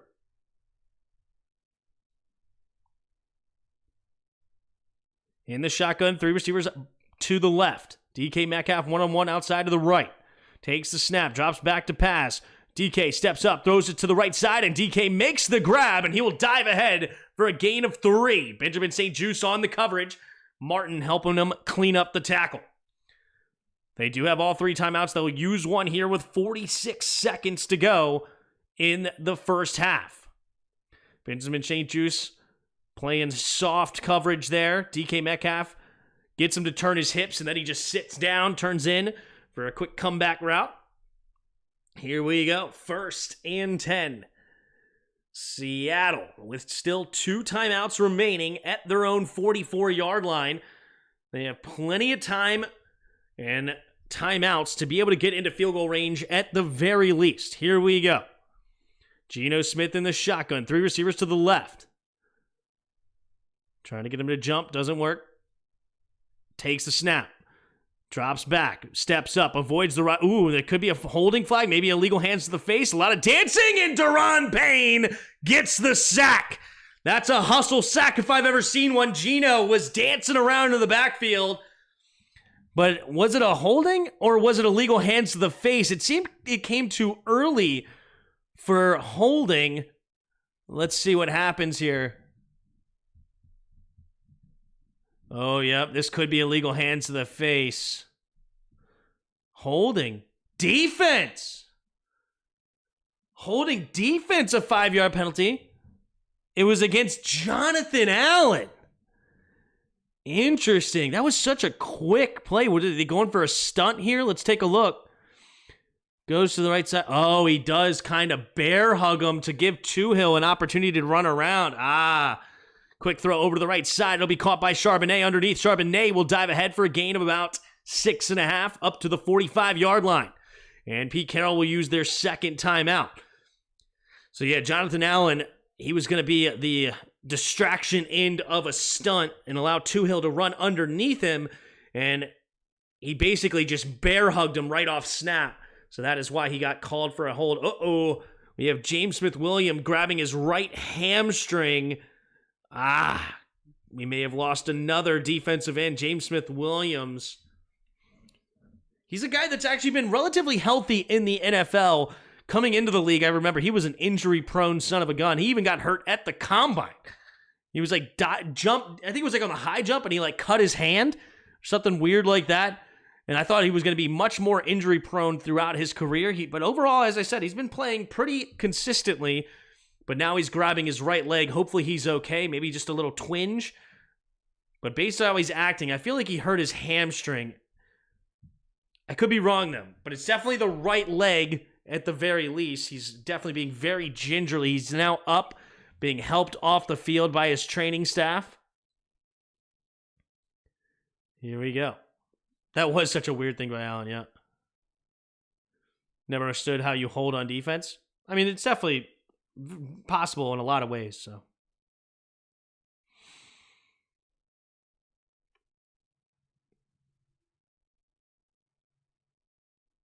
BS called the lineman was hugging Allen. Mutual hugging here, I see. 2nd and 4. Seattle actually deserves a flag for letting Allen do that. Oh, man.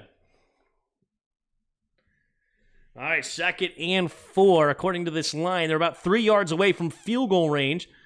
Currently, they are sitting at about a 63-yard field goal attempt. Here we go. In the shotgun is Geno Smith. 3 receivers to the left, changing the protection here. 5 seconds on the play clock, getting reset. 4 down linemen for Washington. Takes the snap they send for. Handoff up the middle here is Charbonnet. They're going to run it, and he's going to get a nice gain, barreling forward. And they're going to use their second timeout. Because of the flag, they didn't have to use the timeout. So now that's their second timeout here with 26 seconds. They're already at the Washington 32-yard line. And that will bring up a 50-yard field goal attempt if they get to that point. Second timeout used. So first down here for the Seahawks.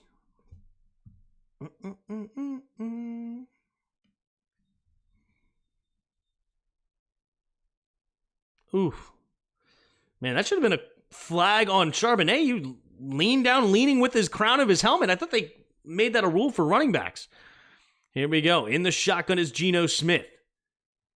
At the 33, takes the snap, drops back to pass. Geno steps up, avoids the rush, now rolling to his right. He's just going to throw it away. Ooh, there's a flag on the play. Most likely in the area of holding against Seattle. And that'll push them, making it a much harder field goal now at a 60-yard field goal. So, Jack Del Rio, don't give up the short pass. Come on, play real defense here. Step up. Let's go man-to-man. I want to see cover 2 man here. Cover 2 man-to-man. Come on, let's make it happen. Don't just play super far off. There we go. Takes a snap. Looking to the left side. DK Metcalf gets the separation on St. Juice. And that will now put them in field goal range. 15 seconds left, and they use their timeout now. Do they take a chance here at the end zone?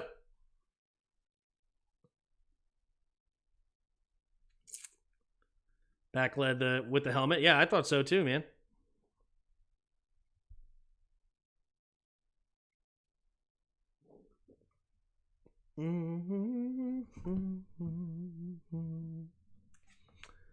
Oh, man.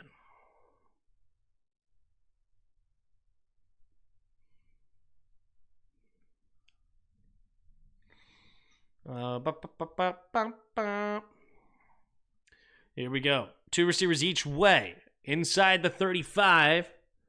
Wait, what happened to the holding? Takes the snap, drops back, steps up. Pressure coming, and he's going to get sacked. And then he throws it in the dirt. And that's going to be an incomplete pass instead. That was nearly a big sack. Where's the intentional grounding? Is he outside the pocket? And he didn't cross the... I don't think he crossed the... I don't think it got to the line of scrimmage. That should be intentional grounding. 10-second runoff. This should be halftime.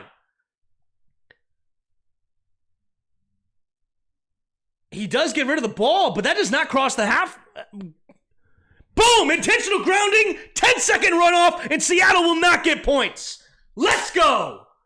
Good defense there. Boom! Needed it. Let's go. Intentional grounding. Offense number 7. Send it on to halftime, and it's 9-9 going into the half. Seattle will get the ball first. Pete Carroll frustrated. He wants to talk to him. He thinks he was out of the pocket, but even if you're outside the pocket, you got to get past the line of scrimmage, and he didn't do it. There you go. All right. 9-9. Let's take a look here at the halftime stats. We have 13 first downs for Seattle, only 5 for Washington. Seattle right now 3 for 8 on third down, 2 for 7 for Washington. Total yards, you have 225 for Seattle, only 133 for Washington. 6 penalties against Seattle for 45 yards, 3 penalties against Washington for 24. Seattle winning the time of possession battle by a 2-minute margin, 16-14. Let's go here to the box score. Sam Howell right now, 15 for 21, 133 and a touchdown. He's been sacked for one time for a 10-yard loss. Geno Smith right now, 16 for 27, 152, no sacks, no touchdowns, no interceptions. Kenneth Walker, 10 carries, 47 yards on the day. And Washington, only 5 carries for a total of 10 yards. Nothing there. Even if you ran the ball more, you're just getting stuffed. Nothing there. Right now, leading receiver on the game is Brian Robinson. 3 catches, 55 yards and a touchdown, including that 51-yarder. DK Metcalf, leading receiver for Seattle. 4 catches, 43 yards. David Mayo right now leading all tacklers with 7. And Jamal Adams, and Julian Love with 4 apiece right now for Seattle. Leonard Williams getting the 1 sack on the day. Antonio Gibson has 3 returns right now for a total of 83 yards, all of them on kickoff return. That is kick return, and then punt return separate, of course. Jamison Crowder has 1, and DJ Dallas has 1. Joey Sly, 1 for 1 on field goals. He went 0 for 1 on extra points. Jason Myers, 3 for 3 on field goals. Tressway, 4 punts so far, and Dixon with 2. So it's 9-9 here at the end of the first half. And here are my thoughts. I really like what Sam Howell's done so far. Unfortunately, we just have no run game to speak of. So when we've pretty much been on first and second down running once, passing once, and we just haven't had anything there. Our screen game has been really poor as well. But I think Sam Howell's done a great job getting the ball out of his hands quickly, reading the defense. He's also bought some time in the pocket at times. And the touchdown, he kept his eyes downfield and threw it over there to Brian Robinson for a touchdown. The Seattle Seahawks secondary has been tremendous today. Our receivers are not getting any separation. Devon Witherspoon's been fantastic. He's got a couple of pass deflections, and so is Tariq Woolen. That is a really dangerous tandem there on corner, and they played very, very well today. Moving on to the defensive side of the ball for Washington. Washington has not been getting a lot of pressure at all on Geno Smith. And if Geno Smith was a bit more accurate today, this could even be a bigger problem, honestly. I think Geno has not had his best day so far today. Benjamin St. Juste has been getting beat. David Mayo is just terrible in coverage, and they've found ways to get mismatches on him with Jackson Smith and Jigba, especially early on. They haven't seen it as much later in the game, which is good, like in the second quarter. Just no real pressure to speak of, though. He's had a lot of time throughout. Right now, offensively for Seattle, I would probably run the ball more. Right now, Kenneth Walker's been fantastic with 4.7 yards a carry, long of 13. I know that Washington's run defense is pretty stout, but I think that they definitely have room for improvement there to continue to run the ball. Right now, they're 2-to-1 pass to run ratio right now. I think that's a bit high. At the same time, though, they have a ton of receivers out there. But right now, Geno Smith has not been the best as far as he hasn't really done great with accuracy so far, like I said. So I would definitely start leaning more on the run game, trying to set off the play action. But we'll see. Ooh, the Chargers tie it.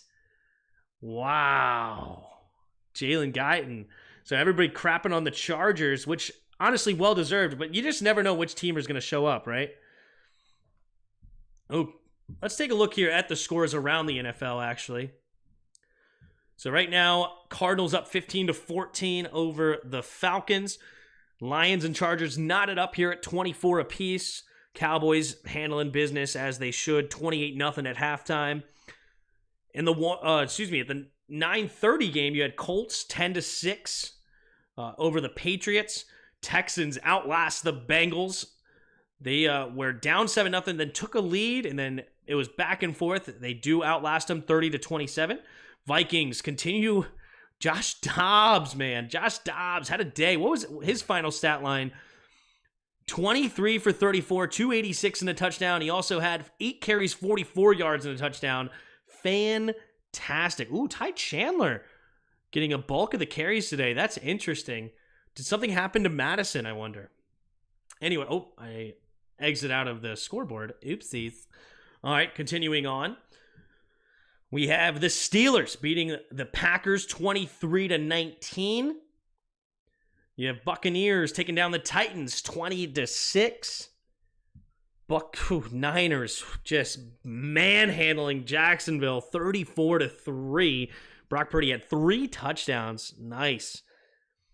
And the Browns come back to beat the Ravens with the last-second field goal, 33-31 in a big shootout. Well done for the Browns. They moved to 6-3. Ravens fall to 7-3. And then the Bears won on Thursday night 16-13 over Bryce Young and the Panthers. So that's around the NFL here. And now I'm just going to hang out in the chat. What's up? How many yards does B-Rod have after 9 weeks, Tim? I don't know. Not a lot. What up, Redskins Review? Offense is leaving the defense out on the field too long. It's about 16-14. So it's about, 53-47 time of possession. Not too bad. Forbes being ejected was BS. Yes, it was. Honestly, it was. That was a terrible call by the refs that Forbes was ejected. That's true. I was fine with the penalty, even though I'm not super fine with it. I think that was more of just an unintentional flag. But, yeah. Would be nice to send a linebacker for an INT or fumble. We have rushed the linebacker. The one time I saw Jamin Davis rush, I was not impressed. Arizona is winning with Murray. Yep. This will be our defense for the rest of the year. Get ready. Yeah. You said oopsies way too well. Oopsies. Can EB try running the ball? Yeah, sure. I mean, I don't think it's going to be nice. I think you guys are going to be disappointed because the offensive line's not good. But are the 49ers... Is the 49ers Purdy's improvement linked to left tackle Trent Williams' return for... I bet it is. I mean, left tackle was the, third most important position? Maybe the second most important position in football. Let's be real. I mean, they talk about it all the time. You got to have a quarterback, then you have to get after the quarterback, and you got to protect the quarterback. You can almost change the order there, right? You really could just change the order to, yeah, it's very important to protect your quarterback, especially when you have a young quarterback like Purdy. Texans are very impressive, especially with CJ. Yeah, they've been awesome. Good for them. Wasn't even okay with the penalty after Geno set up Lockett. Yeah, but I understand what they're trying to do, and it sucks. It puts the defense in a harm's way, but that is the rule technically. EB can't spell run. It was a blessing Seahawks would be up 3 touchdowns because of Forbes. Oh, gosh. I was interested in seeing the young man build off what he did last week. He had a really good week last week. Love the jersey. Thank you, Allison. EB was running back his whole life. Should be a run-calling mastermind, but nah, just a shotgun. Yep. He learned under the great tutelage of Andy Reid. Tim, Young or Sam? Sam by a mile. I was not impressed at all with Bryce Young. I thought Bryce Young looked very poor. Now, that's not to say that he can't improve. I hope he does for his sake. You know, I don't have anything against Bryce Young. I didn't know a lot about him from Alabama. I just knew he played for Alabama, and Alabama was pretty good with him. He had really good stats, but I didn't watch a lot of Alabama per se. So didn't really see if he was how good he was. I know that they said he was extremely accurate, smart QB, and things like that, but he just seems scared in the pocket right now. He is very nervous, and he just gets rid of the ball way too fast, in my opinion. I guess that is better than a sack, but just at times he looked very poor.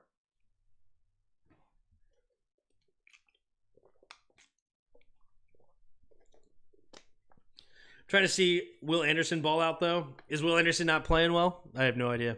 I haven't watched any Houston. Just impressed that they're 5-4. It's very impressive. Sick of the shotgun runs. Yeah, we need to run Brian. Even with poor O-line, we still could get runs. Just let B-Rob, C-Rod, and Gibbs cook, right? What up, ProTech? Commanders need to play better on offense. I agree.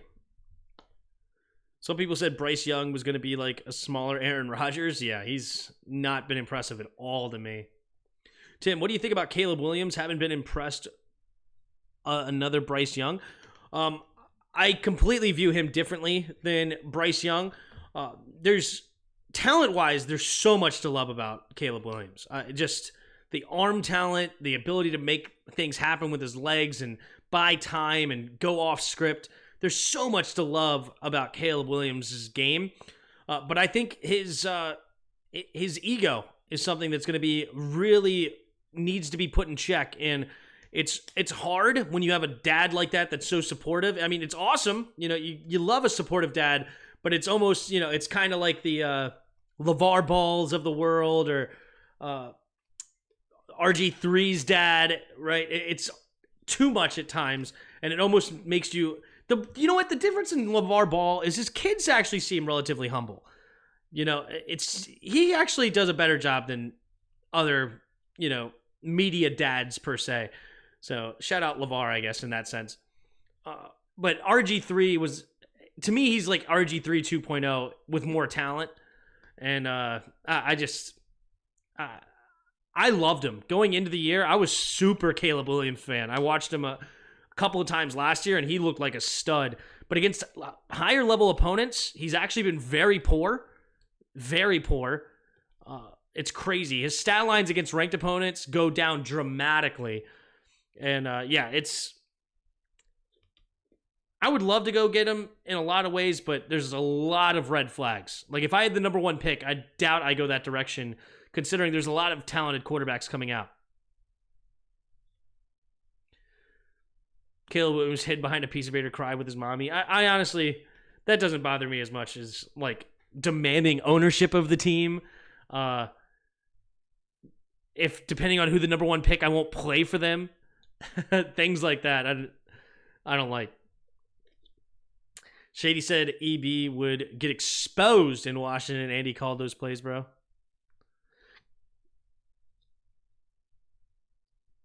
But we also need to draft some linemen and try to trade for some too. Yeah, we need to draft linemen for sure.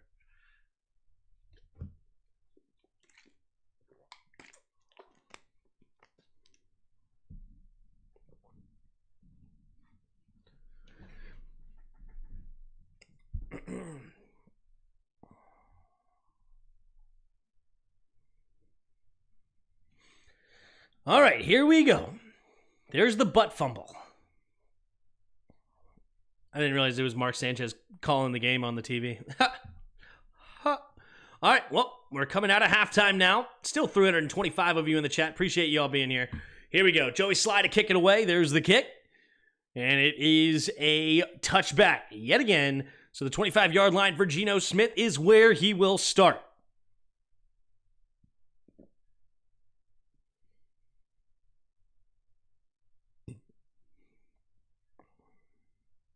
Doesn't look like rain right now. Somebody was saying it was raining, but I actually don't think it was. Her hair's not wet at all. I don't think anything's raining. Maybe she had an umbrella when it was raining. I don't know.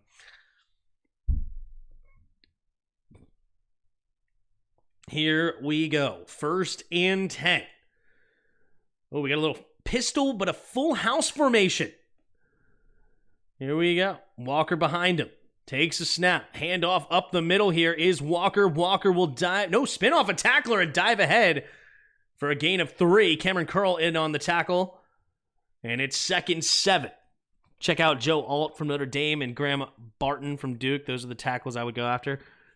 Yeah, I've heard both names. I haven't watched any of them, but I've heard Alt is kind of nasty. All right, here we go. 2nd and 7 here now for Seattle. Geno Smith in the shotgun. Man in motion is Lockett. Takes a snap, handoff to Walker. Walker will barrel forward and get another gain of about 3, setting up 3rd and 4. Jamin Davis and Deron Payne in on the tackle.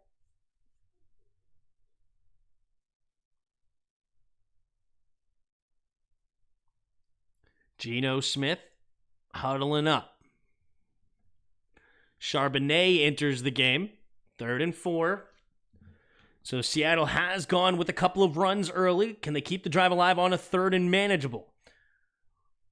Here we go. DK Metcalf one-on-one with St. Juice right now out on the right side. Geno tries to get him jumped, then takes the snap, drops back, looking, stepping up, pressure coming, and he will take the sack. There we go. Jonathan Allen in on the tackle. And that'll bring up 4th down. Good coverage on the back end, and Geno Smith had to step up into the pressure and comes up with the sack. Well done. Jonathan Allen, nice swing move and diving for him. That was a great play by Jonathan Allen. It's actually a pretty decent block up until the last minute swim move, and keeping the play alive was Jonathan Allen. 4th and 4. Dixon to punt it away. There's the kick. And Crowder back to return, and he will have a chance to return. A line drive punt, and he's shaking. Big hit. And Crowder does get up okay. Oh, what a hit. Holy smokes. That was a nasty tackle. I wasn't quite... Was it Nick Bellore that come up and made that hit for Seattle? I thought I saw a 4 on his back. Maybe backup inside linebacker Nick Bellore? Holy smokes. He waylaid Jamison Crowder. Crowder does get up seemingly unharmed, but that was a nice big hit. Where can one view the game? I miss analog and rabbit ears. I watch it on YouTube TV, so I don't know about the bootleg versions. No flag. No flag. I don't know. It looked fine. It just looked like a big hit. So, no flag on the play.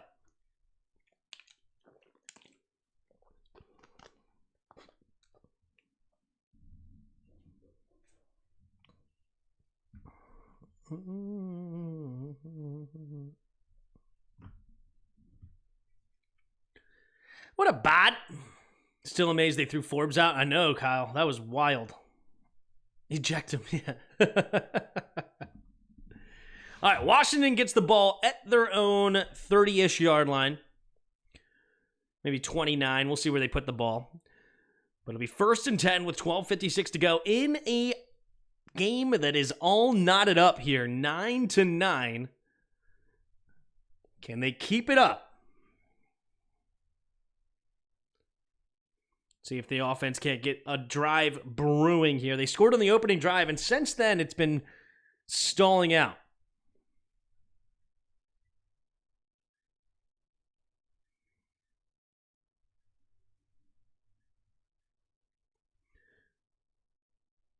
Get out of here. Spurs fans glad of that.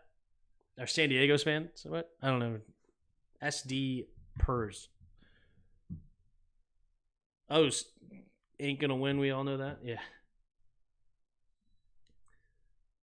All right. How many of you got in the chat now? We got 361. Appreciate all of you in the chat. If you haven't already, hit that like button and subscribe. Let's keep it up.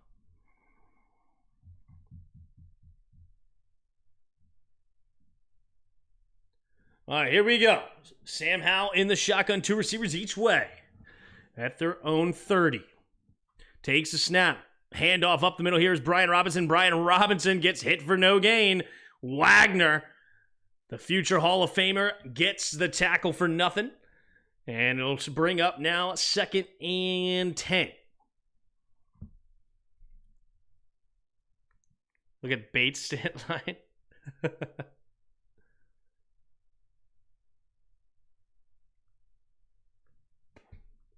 Here we go. Sam Howell breaks the huddle into the shotgun. 2 receivers to each side, it looks like. Takes the snap, drops back to pass, looking, scanning. Howell trying to buy some time, throwing to the left side, and he's going to keep his eyes. And again, gets to Brian Robinson, just like in the first half. Curtis Samuel trying to lay a block, and he's out of bounds. Brian Robinson with another 48-yard scamper. And it looks exactly the same as earlier in the game. Sam Howell buying time with his legs. Brian Robinson in the flat, cuts it upfield, and Sam Howell hits him in stride. Beautifully done. Brian Robinson, man, he has to have almost 100 yards on the... I think he has over 100 yards. Brian Robinson with his first 100-yard receiving game. Yes, he does. 4 catches for 103. Howell takes the snap, steps up, has time, going to throw it away over McLaurin's head. And he didn't like it. He felt a little pressure maybe and throws it away. 2nd and 10 now, up to the Seattle 21-yard line. Here we go. So 2nd and 10. Brian Robinson on the sideline getting a breather. 8 touches for 108 yards right now for Robinson. Most of them all receiving yards. Who would have expected that? Empty backfield set here. 3 receivers to the right at the 22-yard line. Takes the snap, drops back, pumping. Howell floats it down to the deep end. Oh, just overthrowing McLaurin. Looking for the end zone. They went with a fake screen over the top. Good coverage there by Woolen. But McLaurin just a little too long there from Sam Howell. Here we go. 3rd and 10. 11:26 to go in the third quarter. We got a tie game in field goal range. Let's see what happens. Curtis Samuel goes in motion, right to left, then back to the right. 3 receivers to the right. Takes the snap. Sam Howell looking. Steps up into the pocket, and he's going to get hit. And Cosme and Wiley could not handle the stunt, and it's a linebacker, Mafe, coming up and getting the sack for a loss of 8. That's going to make the field goal a little bit more difficult here. It's now going to be a 47-yard attempt. Let's take a look here. Who's it on? Sam Cosme. Sam Cosme does not see the stunt late, and but you know what? You could blame Cosme, but Wiley doesn't do a good job. When his man goes inside, he has to attack the guy that Cosme's on to take over that block, and Wiley just stayed put. I mean, if Cosme switched, then it is what it is. Here we go. The snap, the hold, the left to this. The snap, the hold, the kick is up, the kick is good, and Washington will go up here by 3. See, people will blame Cosme on that, but in reality, if Cosme left his block, Wiley was not picking up the dude that Cosme was. That one is actually on Wiley, believe it or not. Wiley needs, as soon as he sees the stunt to the other side, he needs to attack the dude that Cosme's blocking, and then that will then let Cosme know he needs to come off the block and get to the stuntman. Otherwise, Cosme has no idea. And if he just lets his guy go, Wiley was actually trying to run around the defender. So Cosme is the one that may get blamed on that one, but in reality, Wiley was the one that he needs to do a better job of actually attacking that dude that Wiley was on. Tim found a way to blame Wiley instead of Cosme. I mean, is my analysis wrong, PCC? When you watched that, did you not see what I saw? Is that not the proper analysis of the play? If you disagree with the analysis, let me know. But in my opinion, if Cosme let the other guy go, it would have been a sack anyway.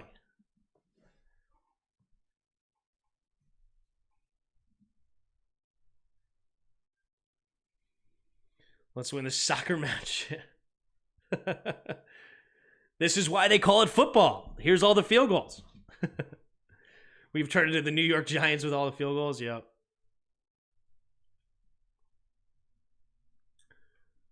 We can put Lucas in for Wiley. I would.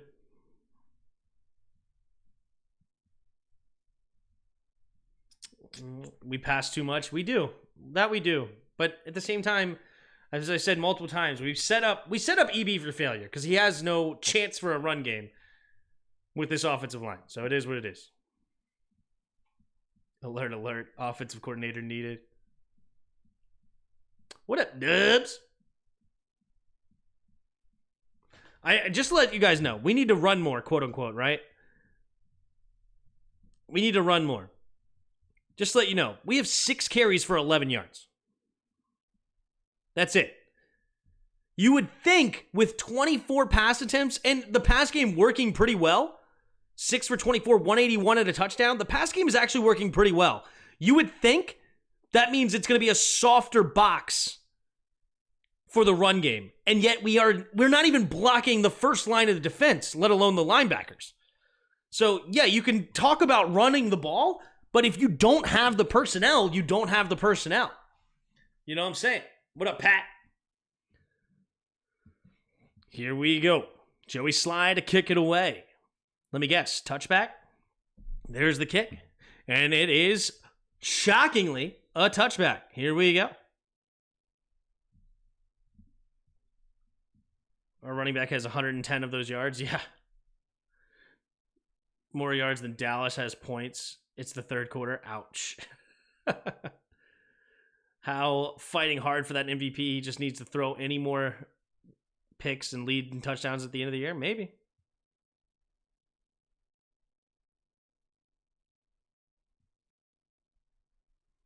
Here we go. Oh, we actually had a bad snap by Cheeseman. Uh-oh. Here we go. In the shotgun is Geno Smith. Takes the snap, drops back to pass. Geno steps up. Going to the left side. Has his man is DK Metcalf. And Metcalf will get the first down. Gain of 11. Kendall Fuller trips him up. First and 10 for the Seahawks now at their own 36-yard line. Single back formation. Geno changing the play at the line here. Gives him a little dice roll, Here we go. Takes the snap. Hand up. Nope. Play action. Looking. Steps up. Now going to throw it underneath. It'll be caught by Walker. Walker makes the first guy miss. Slips the tackle. And he's down the right sideline. Can he beat him to the end zone? Yes, he will. Diving into the end zone. And it's a touchdown. Seattle. Kenneth Walker catching it underneath and doing the rest with his legs. It's a 64-yard touchdown run. Catch and run for the Seahawks, and the Seahawks will take their first lead of the game here, 15-12, pending an extra point. Here we go. There's a play action, and nobody covers underneath. Danny Johnson slipped, and Percy Butler, just poor tackling by Percy Butler. Yikes, here's the left hash. We have the snap, the hold, the kick is up, the kick is good, and Seattle goes up here 16-12 in the third quarter. 9:43 to go. Washington will get the ball back. Yikes. Yikes, yikes, yikes. Can't stand being a fan of this team yet. Kicking a field goal is going to win us this game. We'll see. Tim, you rooting for the wrong team? Of course not. I'm not rooting for the wrong team. Yeah, it's called play-by-play. I can't just be all down and out when the other team does well. I gotta call it how I see it. And I was an offensive player, offensive-minded guy my whole life. So whenever I see good offense, I always respect it. Defense too tired, yep. I think the team is rooting for Seattle. Our defense the rest of the year, get ready. Uh-oh. Tim, you're a Seahawks fan. Oh, that's too funny. The fact that Ron and company have kept Mayo starting on this roster is mind-blowing. I hear you, Addict. I hear you. You're worse than EB running the ball. I mean, to be fair, Percy Butler's got to make that tackle. You know? That's a 4th-round pick. I was being sarcastic. Yeah, I hear you. Martin needs to be on the bench. He can't tackle at all. That wasn't Martin. That was Percy Butler, actually.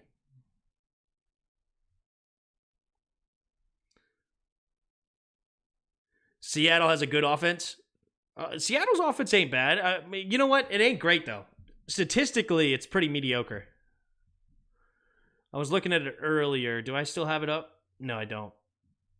And I can't find it easily enough.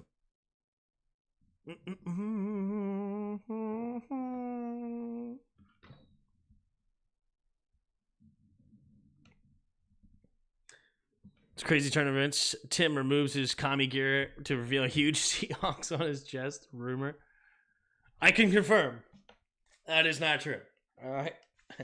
We're rocking the all black.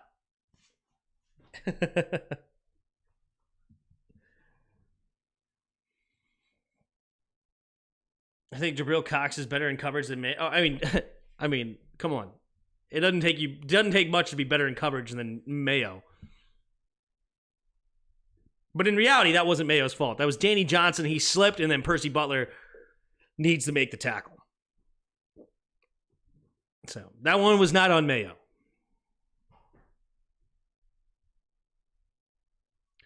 There's the kick. And it will be incomplete. Sorry, not incomplete. It will be a touchback is what I meant to say. And the 25-yard line is where Washington will start now with a deficit for the first time tonight.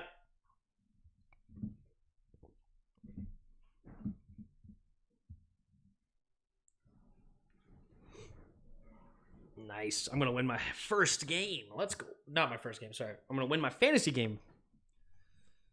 That's good. That's good. Here we go.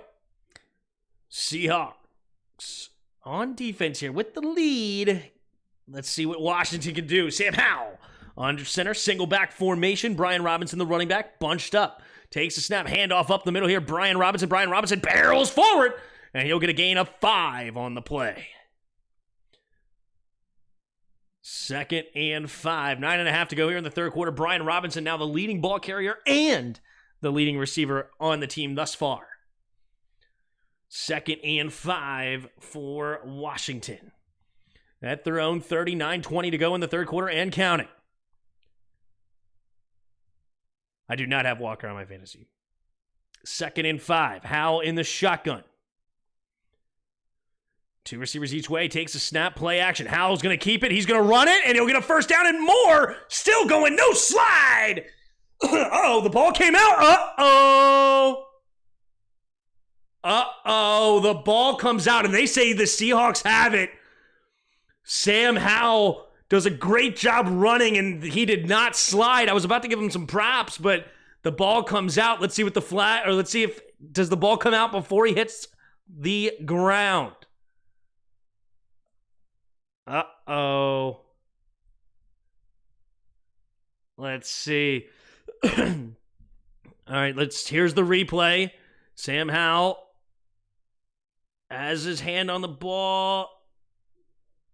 And, I think the ball does come out, I think. Let's see here. I think the ball is out. Yeah, the ball is out. Oh, that sucks. And now it's a turnover from Washington at the 50-yard line. Yeah, that was a good defensive play there to pull the ball out. That's what happens sometimes when you fight for extra yards. You risk yourself. And it's, of course, Devon Witherspoon stripping the ball. Well done by the rookie. It is a booth review, but that will be confirmed. People are saying he's got to slide. He's got to hang on to the ball, man. That's what he's got to do. Got to have two hands on that football and not drop it. Because I respect the fighting for it, but you can't fumble. Here we go. 8:56 to go here in the third quarter. They're going to get it at the 48-yard line. Two receivers each way. Single back formation now. Walker, the running back. Geno Smith changes the play at the line, takes the snap, play action, steps up, has plenty of time, now escapes to his left, looking, pumping, he's going to keep it, and slides after a gain of 7. There's a flag on the play, though. What's the flag?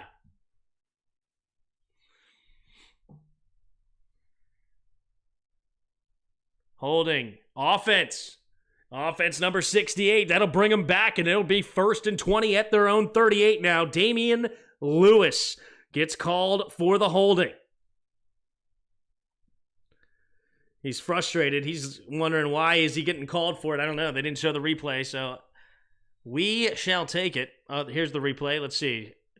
He is the left guard. Oh,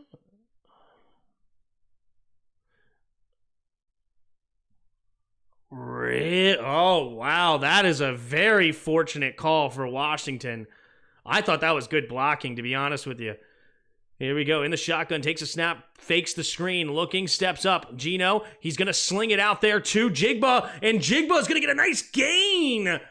Wow, they faked the screen, and then everybody in Washington dropped way back into coverage, and that's just going to leave Jigba wide open, and he's going to get a nice gain there.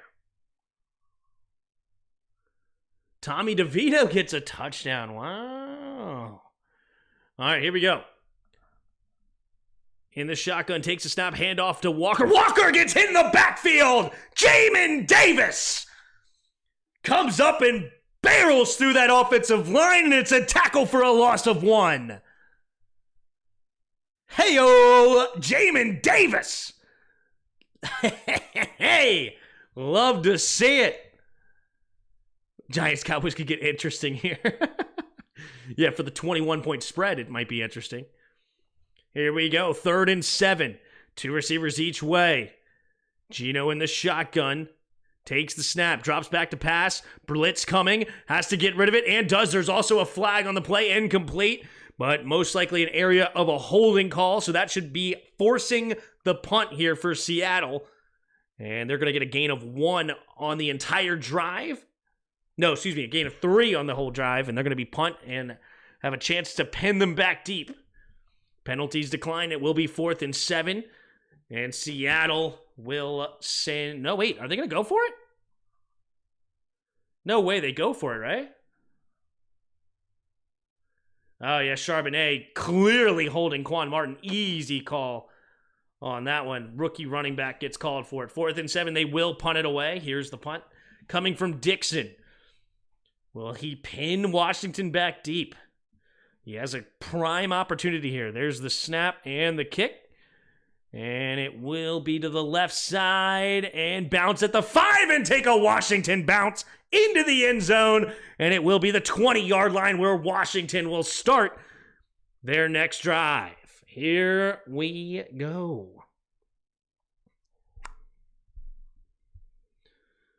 If any team is susceptible to implosion, it's Dallas. Yeah. 50 yards out. We win on Thanksgiving. Yep. Pass it to B-Rob. How best QB Washington fans seen in 10 years? He's got some room to improve over Kirk. Kirk played really well at times, but I'm very impressed with the young man, and I'm happy with him. I'm glad he's here. Glad Sam is here. Shout out to all 458 of you in the chat. You guys are the GOATs. I really appreciate you all. And man, we actually have more viewers right now than Street Scores of all. Wow. We have surpassed Street Scores a little bit. That's awesome. Shout out Street Scores. He's awesome. He does a great job keeping an eye on this team. He does awesome. So appreciate all of you in the chat. Thank you for being here. If you haven't already, hit the like button and subscribe. We'll be here the rest of the year. Here we go. So see, Washington will get the ball back here, down by 4 with 7:10 to go in the third quarter. Washington, this is their first deficit of the game. It was trading field goals. It was 6-6, then 9-6, then 9-9, then 12-9. And Seattle went ahead and ruined it and scored a touchdown. Jerks. So let's see what Washington can do now with the football.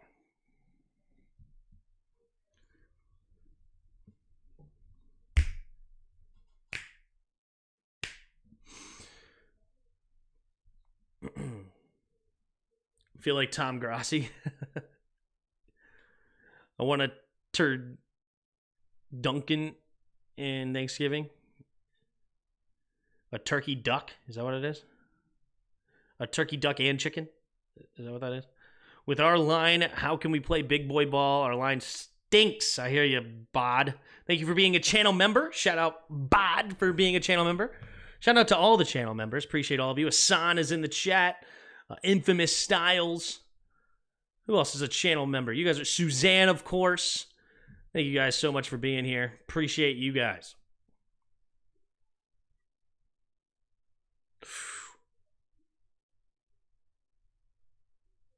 Wow, could have been running into the kicker. Washington, gets a lucky no call as well. I think the refs have actually helped Washington today.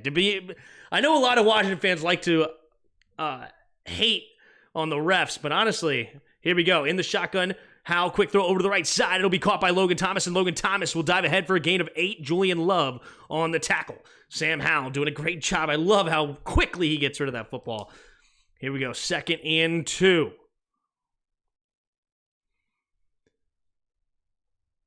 Second and 2 here for Washington. Sam Howell in the shotgun. Here we go. 3 receivers to the left. Takes the snap. Drops back as Howell. Pressure coming immediately. He's going to throw it underneath to Robinson. Robinson has to make the first guy miss and does. Tackled from behind. Diving ahead for a gain of about 1 yard. And that'll bring up now 3rd and a little bit under 1 yard here for Washington. Can they keep this drive alive here?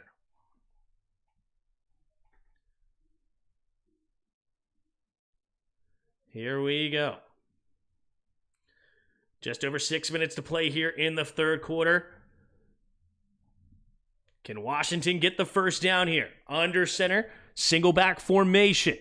Heavy box here for Seattle. Takes a snap, QB run. Sam Howell will get the first down. Move the chains for Washington as he just passes the 30-yard line.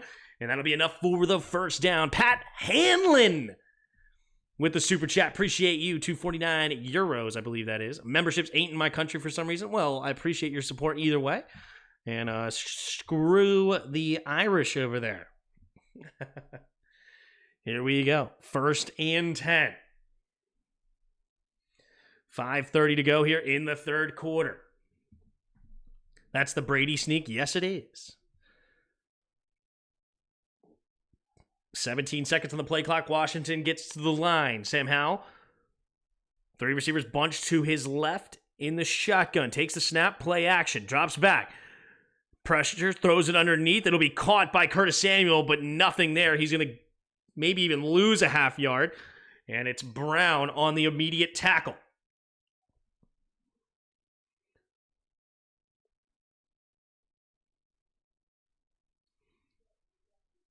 Yeah,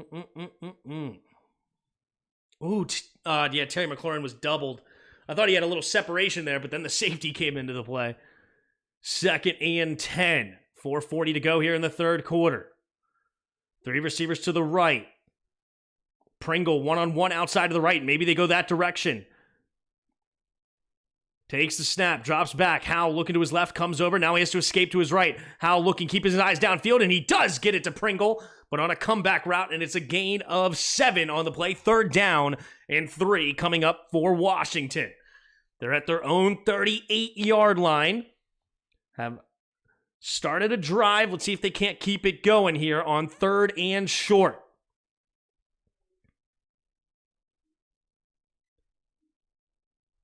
Four minutes to go here in the 3rd quarter. Seattle with a 4-point lead. Washington looking to take it back.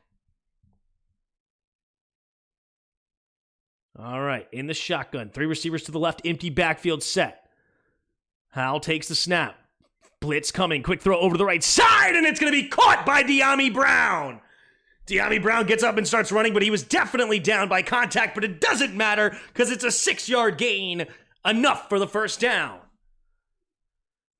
Troy Brown, one-on-one on the press coverage. Dyami Brown, not a lot of separation, but perfect throw by Sam Howell. It was low, but only where his man could catch it. And Dyami Brown makes the catch for the 1st down. Great catch by Dyami. 1st and 10. Logan Thomas in motion now, right to left. 2 tight ends set, 3 receivers to the left.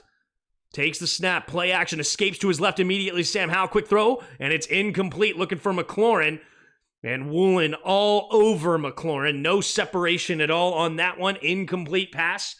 2nd down and 10.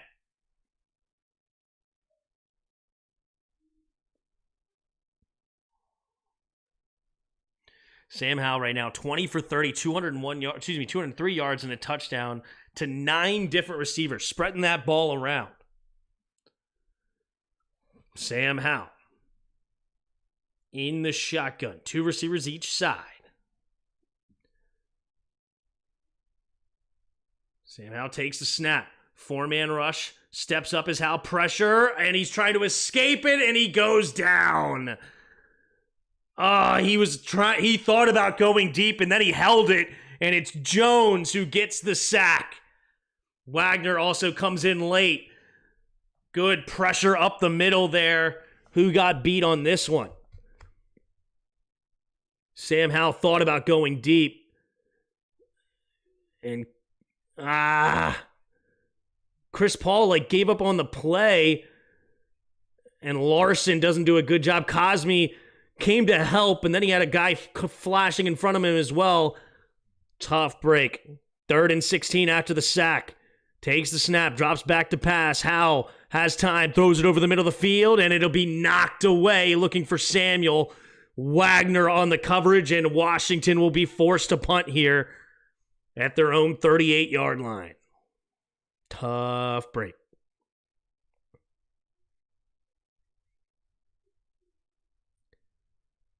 Wagner nearly actually intercepted that pass. Here we go, 4th and 16. Tressway to punt it away. The snap, and there's the kick. Close to a block, but no good. Here we go, DJ Dallas backing all the way up to his 10. He's going to have room to run. Dallas spins off, and he'll get tackled at about the 18-yard line. That is where Seattle will start this next drive. 2:01 to go in the 3rd quarter. Bro, the Browns O-line is injured right now. They still able to run the ball. Oh, hold on. I need to get a new headset that's wireless or something. I hate all this wire here.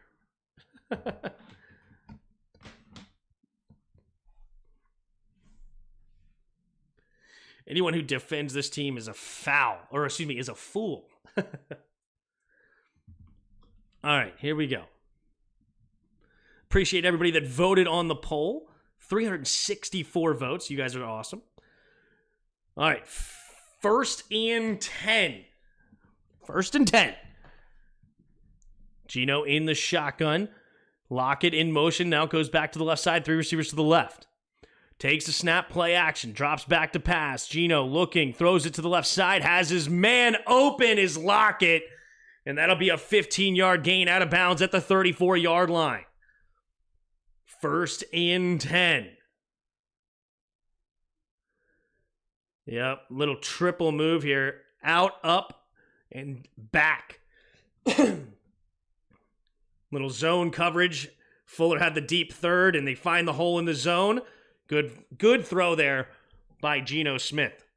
Here we go. Takes the snap, handoff up the middle. Here's Carbonet. Carbonet has a big hole, and he's going to get a gain of 10 on the play. And that'll move the chains yet again up to the Seattle 45-yard line.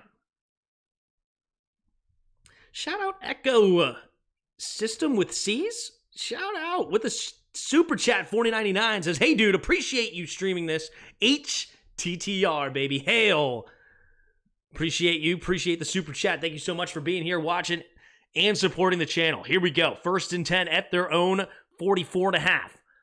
Geno in the shotgun takes a snap, handoff up the middle again to Carbonet. Carbonet has room to run again, and it's forward for a gain of another 11 up to midfield. 1st and 10 Seattle. And they will have to run at least one more play here before the end of the third quarter. But Zach Charbonnet having himself a nice couple of runs here. And the defense for Washington clearly getting tired. The double teams working on the D tackles and the linebackers not filling their gaps. Here we go. Walker enters the game again. Geno in motion.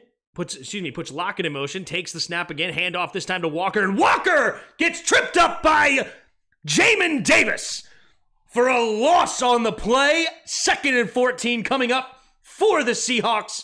And it is end of the third quarter. Seattle 16, Washington 12. Seattle has the ball at Washington's 49-yard line.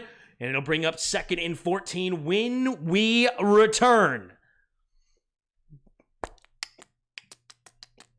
All right.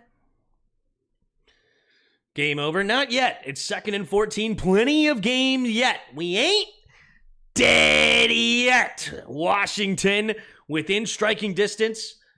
They are not in field goal range, them being Seattle. So plenty of time left. Anything could happen in this game. But hey, shout out to Seattle. Their secondary has played fantastic today. It really has. The secondary has been awesome. They have not given anything to Washington's receivers whatsoever. Literally, Terry McLaurin has 2 catches for 14 yards. Pringle has a catch for 7. Diami has a catch for 6. Curtis has 2 catches for 6. Jahan Dotson has 1 target for 0. So, yeah, nothing there to the receivers. Brian Robinson, if it wasn't for him, we would only have about, 100 yards of passing? And it was a couple of broken plays that Brian Robinson got all those yards on. Yikes. 100% dead. Sam is a heck of a QB. I agree. I like him. Refs are making fat gaps in this defensive line. I agree, Jan. At least you know. Somebody said exactly PCC. Uh-oh, what did PCC say? It's not game? No, it's not game. Of course not. We're only down by 4. Exactly, PCC. Exactly.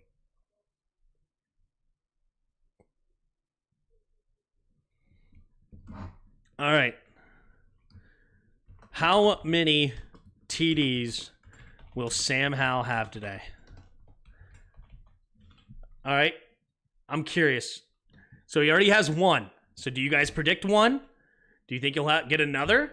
Or do you think in the fourth quarter he'll get 2 more? How many will he have? I'm going to say he gets another one. I think we take the lead in this game before this game is over. I think we take a lead.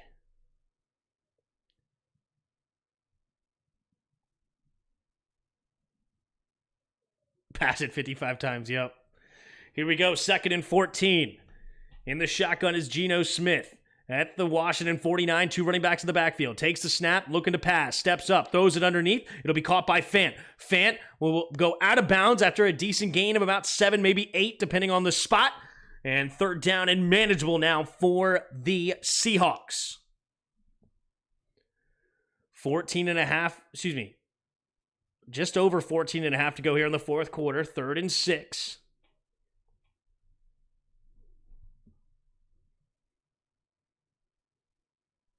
Geno Smith in the shotgun.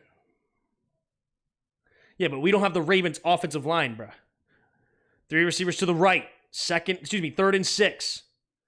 Geno changing the play at the line. Throwing up some gang signs. I don't even know what he did. His back was turned to me.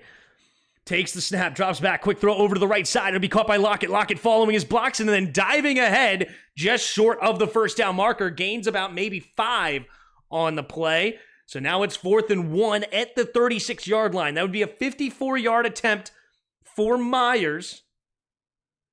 And they're going to go for it. They're going to go for it here. Geno Smith in the shotgun. 3 receivers to the right.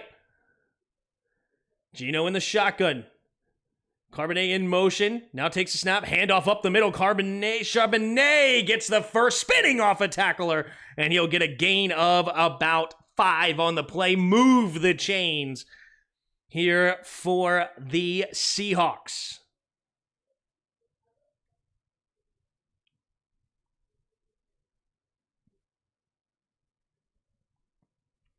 Here we go.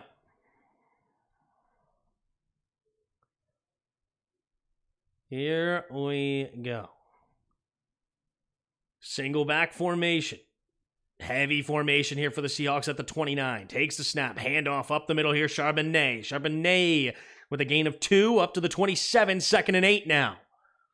Washington needs to hold them to a field goal to maintain a 1-score deficit. Even better would be a turnover. Let's see what they can do. 2nd and 8. Under 13 minutes to go in the 4th.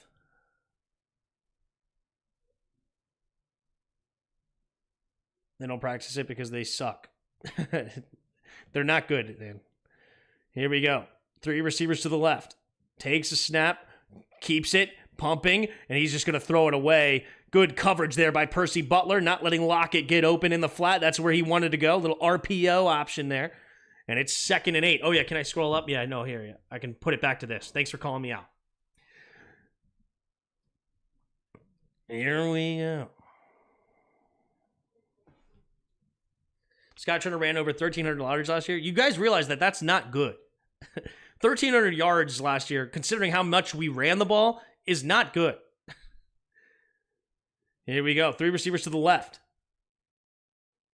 Geno in the shotgun. 3rd and 7, takes the snap, drops back to pass. Pressure comes immediately, throws it to the left side, and he actually had an open Lockett, but the pressure didn't allow him to make a good throw. Good blitz there called up by Jack Del Rio at the right time.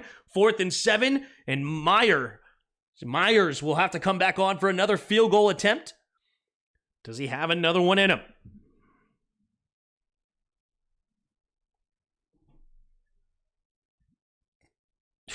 Tyler Lockett was open too.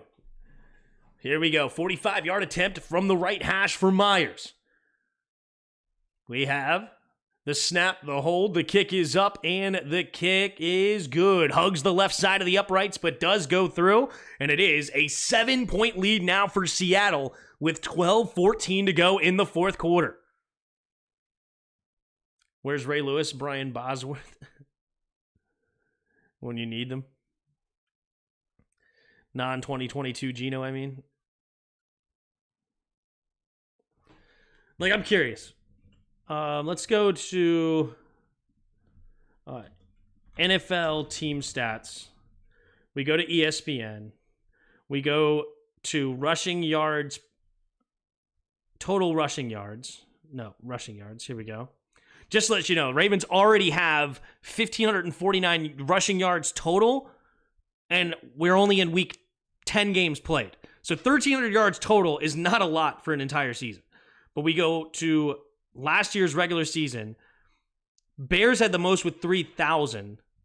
Washington had 2,100. Okay, so must have been other people that ran the ball because you said it was 1,300 yards, I guess just with the 2 running backs or something. We were 1, 2, 3, 4, 5, 6, 7, 8, 9, 10, 11, 12th in total rushing yards. I would be curious on how many rushing yards per play. It's not showing me that on here. What if I make it bigger? Does it give me more stats? No. I wish that we could see what our yards per play were. Let's see. Can I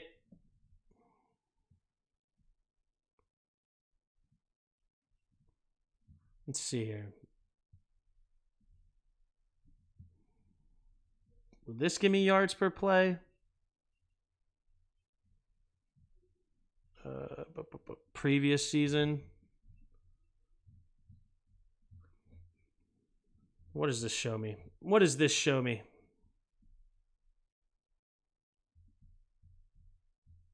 Team stats. Can I get... What if I make it bigger? Does that give me something? Leaders. Dang it. Can't find yards per play. Somebody tell me where we are in yards per play on running the ball. What the heck is this?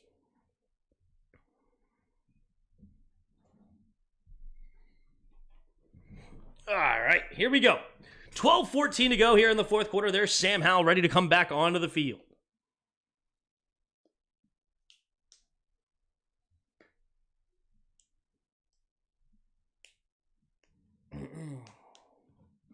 Here's the kick coming from Myers on the kickoff. There it is.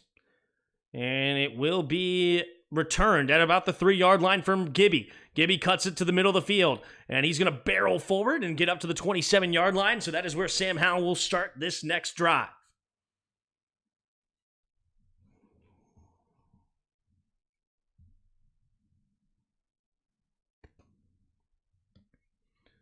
$12:09.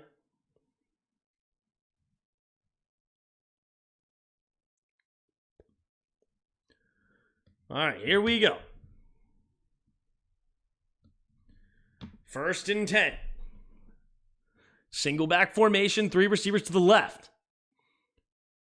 Brian Robinson, the running back, takes the snap, handoff to the left side. Brian Robinson finds a crease, slips a tackle. Brian Robinson barreling forward, and he gets a gain of 15 on the play, up to the 42-yard line. Nice run there by Brian Robinson. And Leonard Williams, the one that makes the tackle way downfield. Wow. Let's take a look here. Look at this blocking. Oh, Bobby Wagner. Bobby Wagner, instead of going to the outside, cuts it up, and that good blocking there otherwise. 1st and 10 at the 42. Single back formation, takes the snap, handoff to the left side is Brian Robinson. Brian Robinson slips another tackle, still going. Brian Robinson falls forward for a gain of 12. Here comes the run game. Brian Robinson's going to go to the sideline for a breather after a couple of nice runs and another first down. Here we go. 1st and 10, Washington.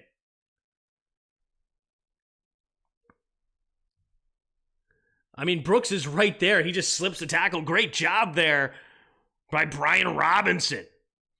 1st and 10. 3 receivers to the right, single back formation again, up to the 47-yard line of Seattle. Takes the snap, handoff to Gibby. Gibby turns it up, and he's going to get a nice gain of 5 yards on the play. Gibby finds a crease. And all of a sudden, the run game comes alive. Here we go. 3 straight runs, and running the ball very efficiently. 10.5 to go in the fourth quarter.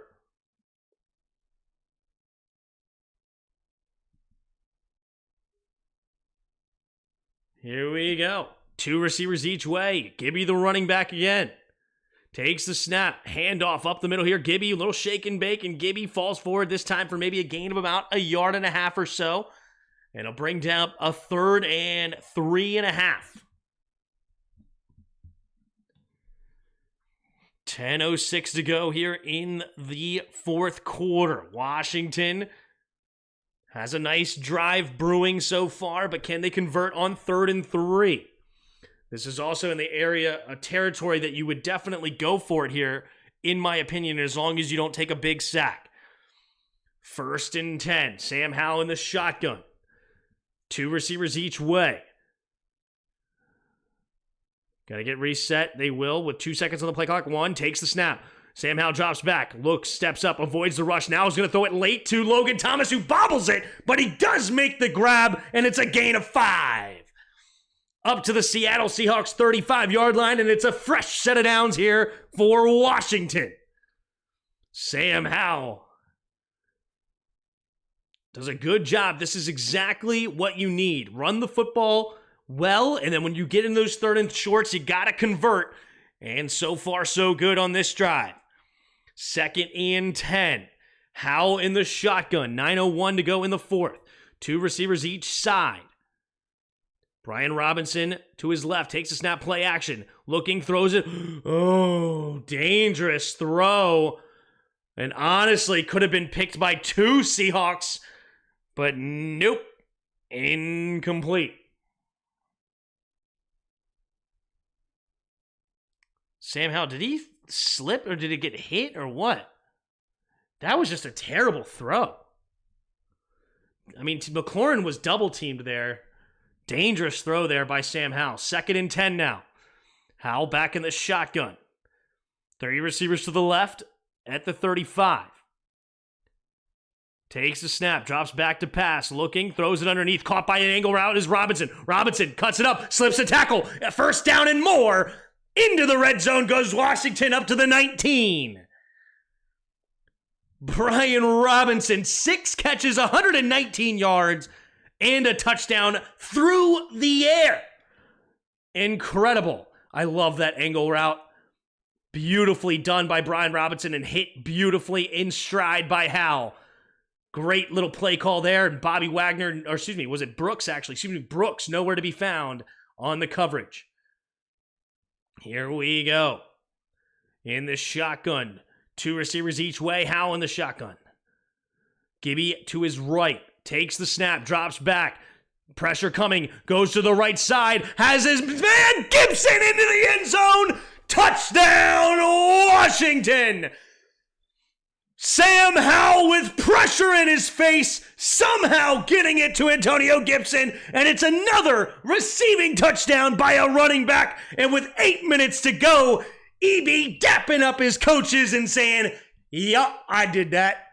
Showing the swagger, not even showing excitement, just yup, expectation of a touchdown there. And it's a good. Here comes the extra point for Washington. They do confirm it. The left hash, we have the snap, the hold, the kick is up, and the kick is good. And it's time to fire up the band!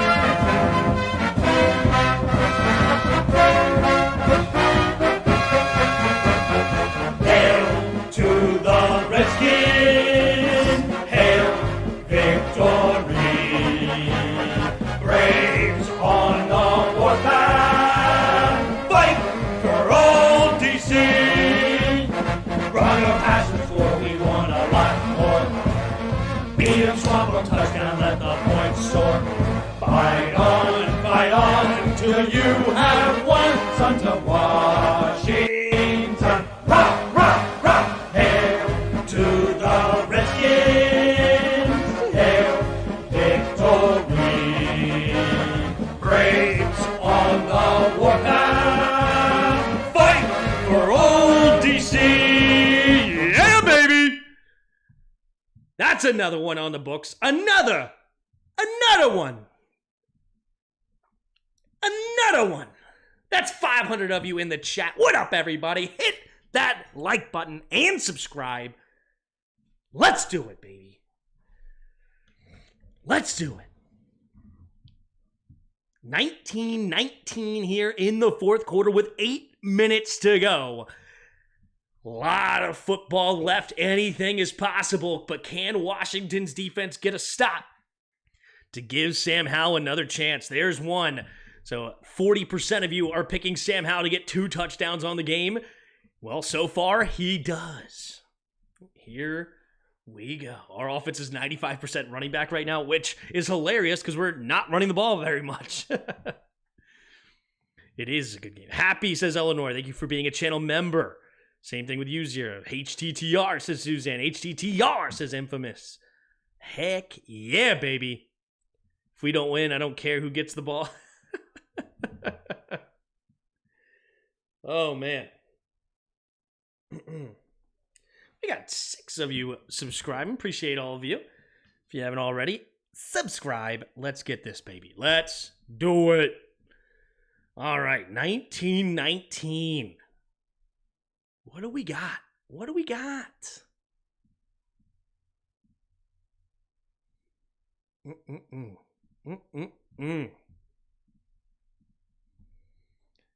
When Bates has more receptions than any wide receiver, there's a problem. Yeah. And the problem is the secondary for the Seahawks. The Seahawks have been fantastic, honestly. They really have. Their secondary has been awesome. And right now, Sam Howell's doing a good job of spreading the ball around, and we got 19 on the game so far. Here we go. 8 minutes to go. There's the kickoff, and it is a touchback here in the fourth quarter. So Geno Smith will get the ball here at his own 25-yard line. Can Washington get a stop? Very grateful that you call these games. Well, I'm grateful that you are here, Illinois. I appreciate you. Here we go. 1st and 10 with 8 minutes to go. In the pistol. 3 receivers to the right. Now Noah Fant motions over to the left.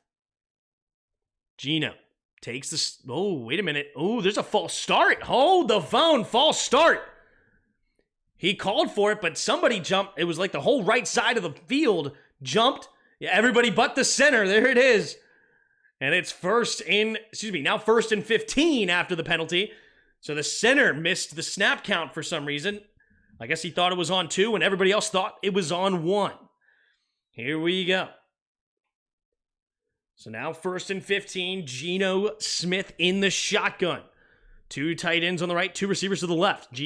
Tyler Lockett goes in motion. They're going to jet sweep it here. Tyler Lockett to the right side. He's got room to run, and he gets hit after a gain of about 10, maybe 11, depending on the spot. So 2nd down and mid-range here coming up for the Seahawks. Geno Smith in the shotgun.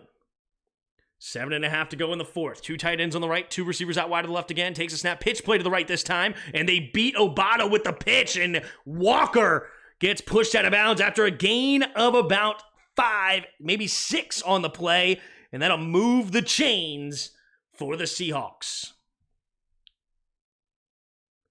Nice hit there by Cameron Curl. That was clean, no head-to-head. And Walker actually is the one that wins that matchup. Curl goes flying. Walker stays on his feet. Well done. Here we go. 2 receivers each side. 1 man in motion is the tight end. Takes the snap, play action. Geno steps up. Going to the right side. Has his man is Lockett. Lockett dancing and diving down. And it's a nice catch and run there from Lockett for a gain of 20. And they'll get up to the 44-yard line of Washington.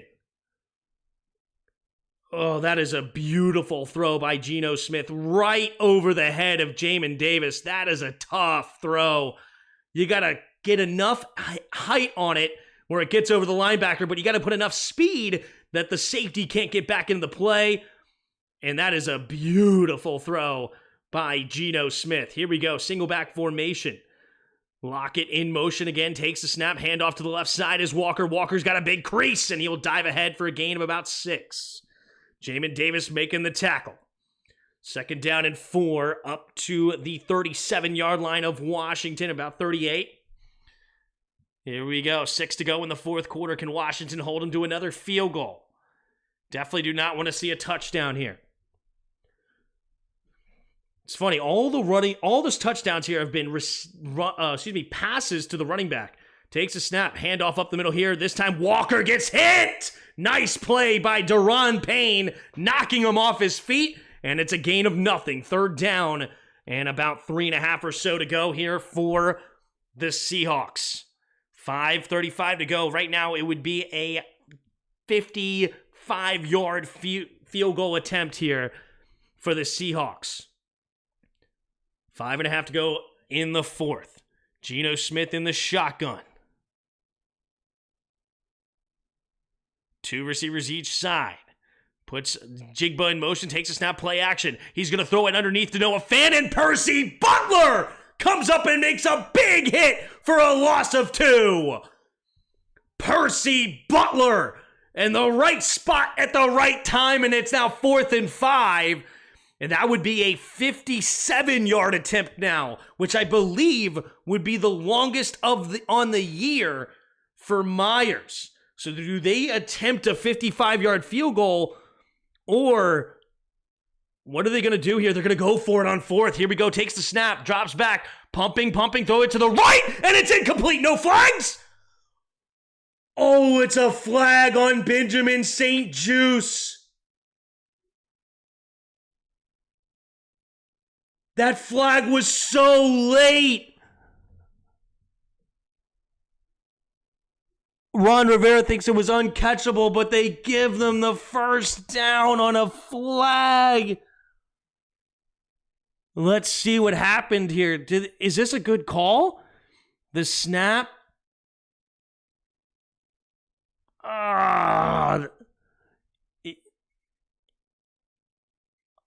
That is... He does get there early. Dang it. There's another flag here. And now the defense had 12 in formation, and we give them another 5 yards. Oh, man, that's a big call there. Benjamin St-Juste getting there a little early and hitting the receiver early. Yeah, he definitely gets his arm around him. Yeah, that's a good call. Tough break for Washington. 1st and 5 at the 28-yard line. 2 tight ends on the right, 2 receivers to the left. In the shotgun, takes the snap.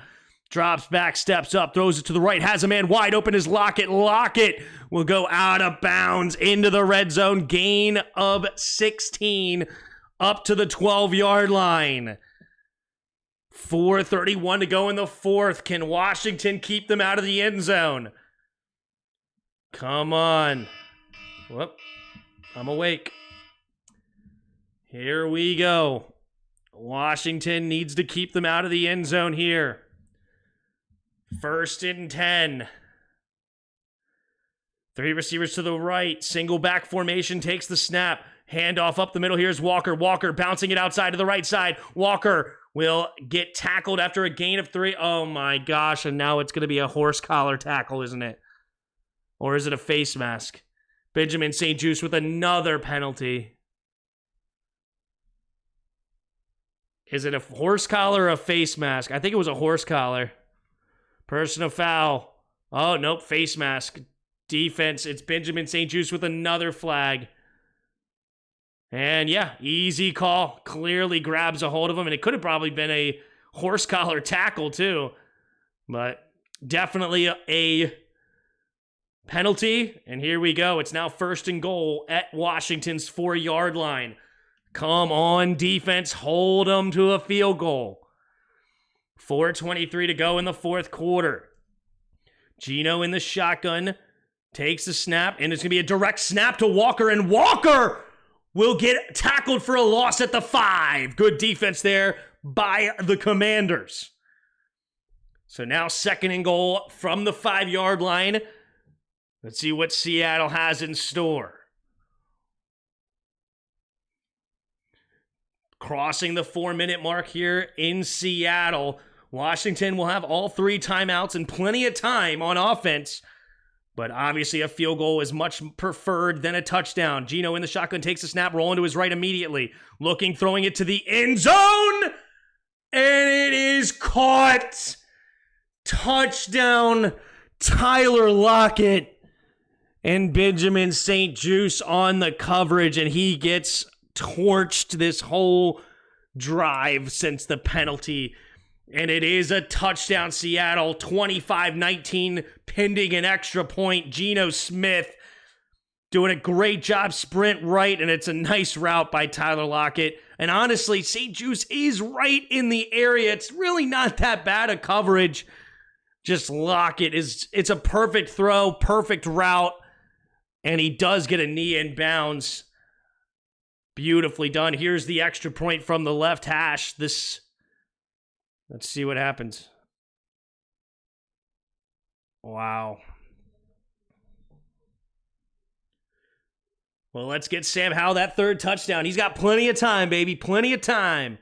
From the left hash, we have the snap, the hold, the kick is up, and the kick is good. So 26-19. We ain't dead yet. We got Sam the Goat Howell gonna come onto the field. Fourth quarter, 3 timeouts, 3:47 to go, down by a touchdown on the road with one of the best 12th man in the league. And Sam Howell, I predict ice in his veins. The offensive line will protect like they've never protected before. Terry McLaurin will show up when he's needed. Let's get it. There's no reason in this game to think that Washington can win. But you gotta believe. You gotta feel it here in Seattle. Can they do it? Here we go. Here we go. 3:47 to go in the fourth. Sam Howell on the sideline, going back and forth. Got that serious look on his face, ready to come onto the field. Jacoby Brissett just gave him some words of encouragement, and Sam Howell nodded his head. He's feeling it. Here we go. There's the kick from Myers. High kick, but it will be caught at the 3. Gibby to return up the middle of the field. He's going to get tripped up by his own man, but stays on his feet and then gets tackled at the 29-yard line. So that is where Sam Howell will start with 3 timeouts, 3:40 to go in the fourth. Here we go. Oh, the Lions knock the field goal through to win the game 41-38. And Arizona beats Atlanta on a last-second field goal as well. Wow. Here we go. Here we go. Sam Howell in the shotgun. Puts a man in motion as Bates, 3 receivers to the left. Single back formation. Takes the snap. Hand off to the left side is Robinson. Robinson will get tackled for maybe a yard up to the 30. So 3.5 to go. Now they're running the football, which means this is it. If you're going to continue to let time off the clock, this is it. They don't want to score too fast. Here we go. Halmer instead of a homer. Halmer. 3:12 to go in the fourth quarter. I'm just setting it up, baby. 2nd and 9. In the shotgun. 3 receivers to the right. Howell takes a snap. Blitz coming. Howell steps up. Throws it to the right side. It'll be caught by Logan. Logan dives ahead for a gain of about 6. Sets up 3rd and 3. 2:50 to go in the fourth quarter. Here we go. Here we go. Sam Howell. 3rd down. In his own territory. Crowd is humming. What has he got? 2.5 to go here in the fourth quarter. Sam Howell in the shotgun. 3 receivers to the left. Jahan Dotson on the right. Takes the snap, drops back to pass. Quick throw over the left side. It's a slant pass caught by Terry McLaurin, and he gets the first down. And I told you, Terry McLaurin's going to step up here on this last drive. You will not shut him out all game. First down, Washington at their own 48. Fresh set of downs. That's right, Sam. Go to your number 1 target when you need it the most. Here we go. And that will bring us to the 2-minute warning. Washington at their own 48, 52 yards from pay dirt with 2 minutes and 3 timeouts. They ain't dead yet. 620 of you in the chat. If you haven't already, hit that like button. And if you haven't already, subscribe to the channel. We're going to be here all year long. Here we go.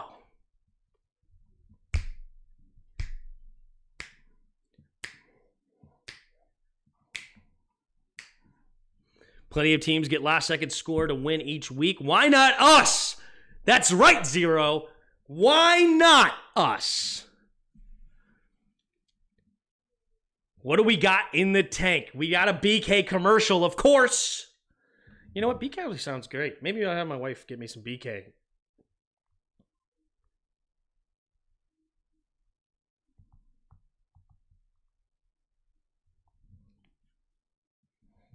playing teams. Yep, here we go.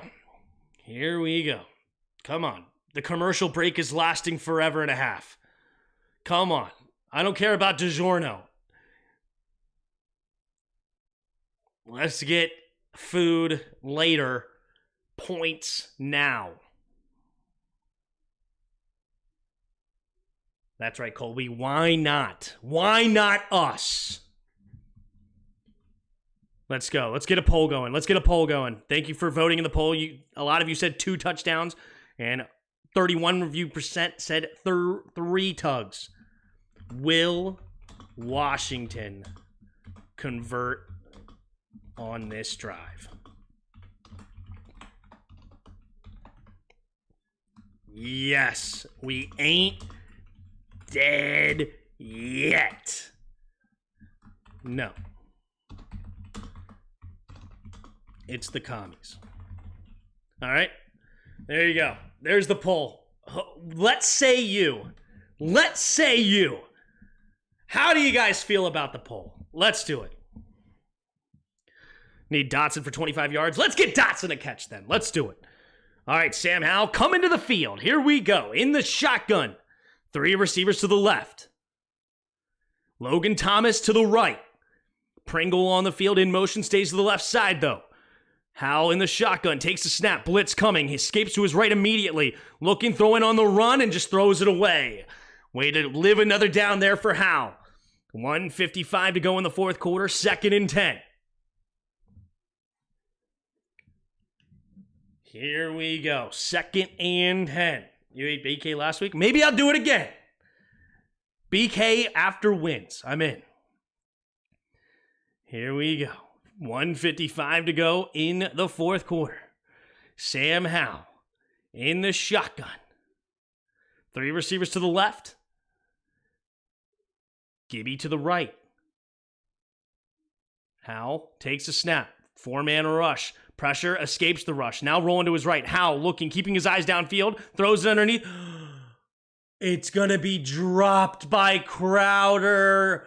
Oh, that would have been a first down. Jamison Crowder takes a little wind out of the sails, but we ain't dead yet. Here we go. Come on, Sam Howell, stay in it. 3rd and 10. Crowd is buzzing. 1:48 to go.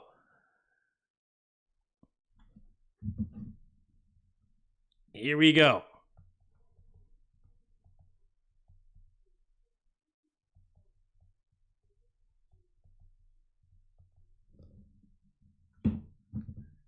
Oh no, Washington wastes a timeout. How do you waste a timeout here? All right, 3rd and 10, you're going to use a timeout after an incomplete pass. Donkeys! Dude, what are you doing, EB? Everybody's blaming Ron. Ron is not calling plays right now. EB, why don't you have the play in? An incomplete pass is a very reasonable thing to happen. You should already have a play in Sam's ear ready to go. What are you doing? Why are we wasting timeouts, EB? Golly, that's EB's fault. And you guys know I like EB, but EB's running the offense. Why isn't he prepared? In the shotgun. Takes the snap. Blitz coming. Sam has to escape. Throws it underneath. It'll be caught by Gibby. Gibby to the right sideline, diving ahead. And I think he'll be a half yard short. He stays in bounds. The clock runs. They're going to give him only 9. 4th down and 1. Here we go. 1.5 to go. Gotta get it. And Ron Rivera will waste another timeout. And instead, he wastes a minute off the clock. That one's on Ron. That one's on Ron big time. What are you doing, Ron? Why'd you wait? All right. Just wait 10 seconds. It is what it is.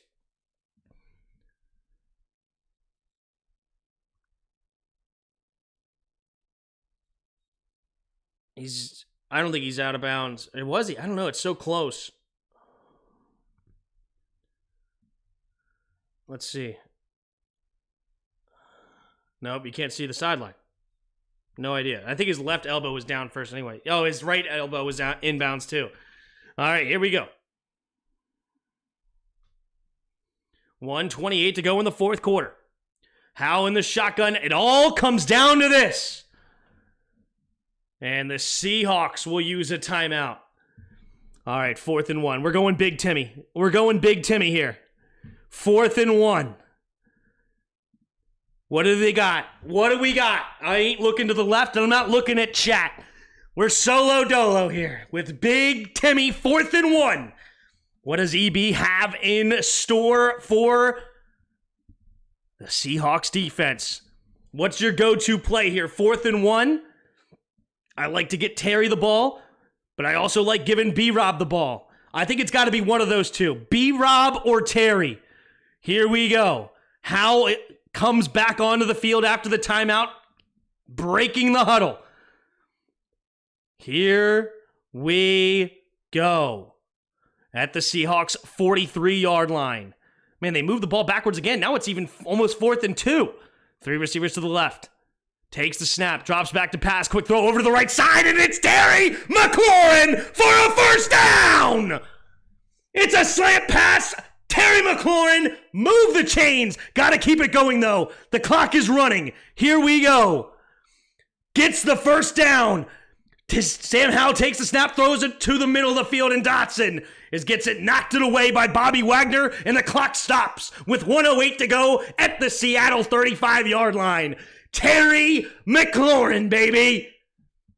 Trey Brown had no shot in covering Terry McLaurin. No shot. That's exactly where you go with the football. You go to your best player, Terry McLaurin. 1:08 to go in the fourth. 2nd and 10. Howe in the shotgun at the Seahawks 35. 1 timeout remaining. Takes the snap. 4-man rush. Pressure coming. He escapes the pressure. Then he escapes it again. Then he throws it in the middle of the field. And it's nearly intercepted. Quandre Diggs had a chance to intercept it, and it's incomplete. 3rd and 10. Washington does not go down without a fight. Here we go. Here we go. Washington, 3rd and 10 yet again, this time at the 35. Sam Howell somehow not getting sacked, and then he somehow does not throw the pick. Here we go. 3 receivers to the left. McLaurin in the shotgun. Howell in the shotgun. Takes the snap. Drops back. Looking. Stepping up. Has plenty of time. Throws it over the middle field. Caught by De'Ami Brown. And he's got room to run. And he's into the end zone. Escorted by Terry McLaurin. And it's a touchdown. Washington Commanders. 1-point deficit. Do they go the PAT or they go for the lead? It does. Let's see what they got. Here we go. Washington, they ain't dead yet. Oh my goodness gracious. Here we go. What does Washington decide to do? Usually on the road you go for 2. But Ron usually likes to go for 1. Here's the extra point attempt from Sly. We have the snap, the hold, the kick is up, the kick is good, and it's time to fire up the band! Let's go!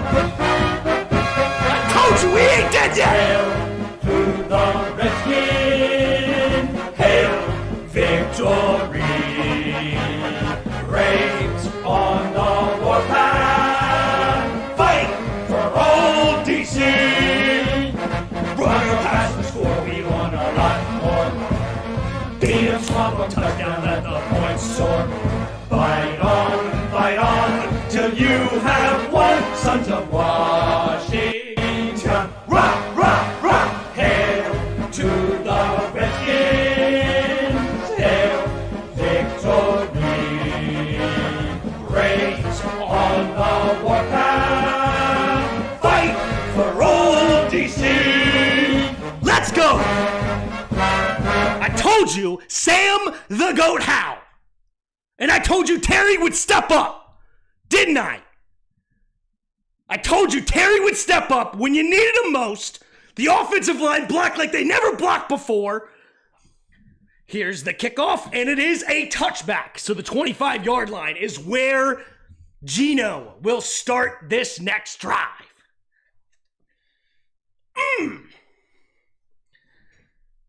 Let's get it. You forget our defense is on the field. Tipped pass, pick six. Tipped pass, pick six to end it. Here we go. Here we go. Deron Payne's going to tip it to Jamin. In the shotgun. Geno Smith, 3 receivers to the right. Takes the snap. Pressure coming a little bit, pumping. Now he escapes the pocket to his left. Looking, going to throw it underneath. Caught by Charbonnet, and Charbonnet, lays the boom on Quan Martin, but he does get tackled after a gain of 3. Clock continues to run. Seahawks have 2 timeouts, and they will use one here with 38 seconds. Charbonnet did not get out of bounds. That's a mistake. That's a mistake.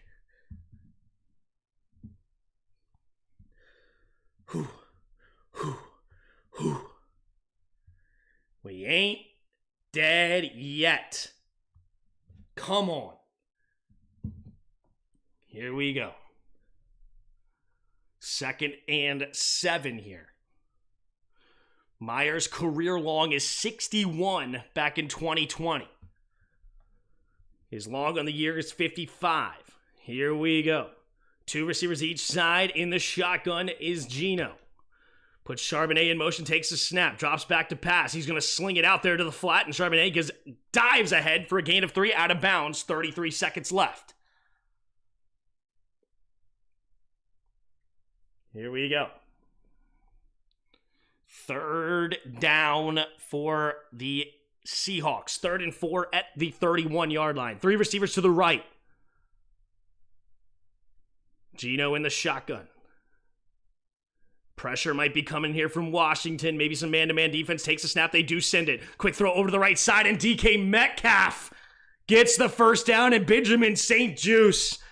He is having the worst game of his career at the worst moment. The Seahawks will use their final timeout with 28 seconds to go here in the 4th quarter. That was a big timeout wasted earlier on that 3rd and 10 by the Seahawks. They would love to have one more.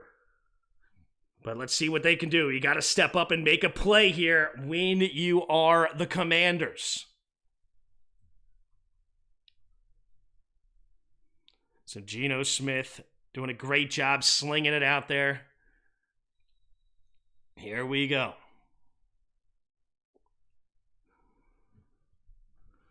1st and 10. 3 receivers to the left at the 48-yard line. Noah Fant in motion now to the right. 2 receivers each way. Geno in the shotgun, takes the snap, 4-man rush. Quick throw over to the left side, and this time Benjamin St-Juste all over it. And he knocks it away. Looking for DK Metcalf, 24 seconds to go here, 2nd and 10.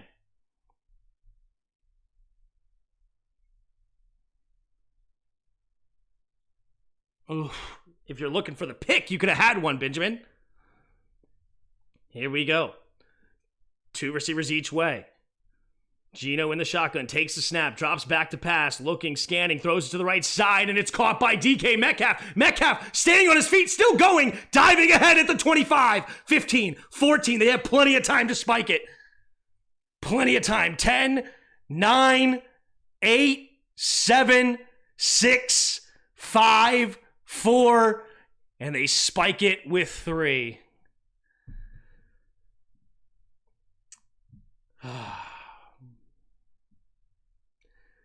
That's a big play. Big play. DK Metcalf breaks the tackle. That's good offense. Ay. Here we go. Myers for the field goal attempt. From the middle of the field, 43-yard attempt. Washington will ice the kicker. Here we go. 26-26. Will we get overtime, or do the Seahawks make the 5th field goal? Their 5th field goal of the game, I believe. I think it's their 5th field goal of the game. Yep, 5th attempt. Will he go 100% or we go 80? Let's see. Here we go. 26-26. 3 seconds to go. 43-yard attempt right down the middle.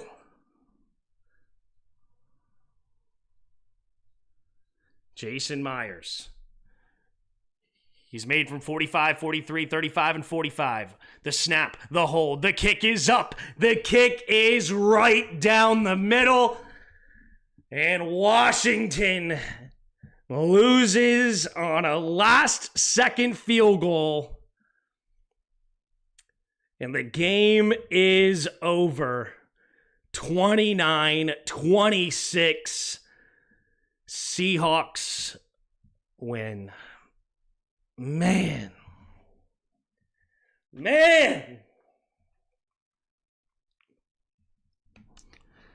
That's tough. That's tough. All right. That hurts. Mother trucker, man. 5 field goals. Good for him. All right. Let's break it down here. All right. Team stats, 27-16. First down, Seahawks win that matchup. 7 for 15 on third down for Washington. 4 for 14 for the Seahawks. 489 total yards of offense for Seattle. 356 for Washington. Penalty-wise, you had 6 against Washington for 39. You had 8 against the Seahawks. The one turnover proved a little bit costly there for Washington. Time of possession was almost 50-50, 30.5 to 29.5. Going here to the box score, you had Sam Howell, 29 of 44, 312 yards, 3 touchdowns. He did get sacked 3 times for 24 yards. Geno Smith, 31 for 47, 369 yards and 2 touchdowns, his dang self. He also got sacked just 1 time for no yard loss. Brian Robinson, 8 carries, 38 yards. You had Kenneth Walker, 19 carries, 63 yards.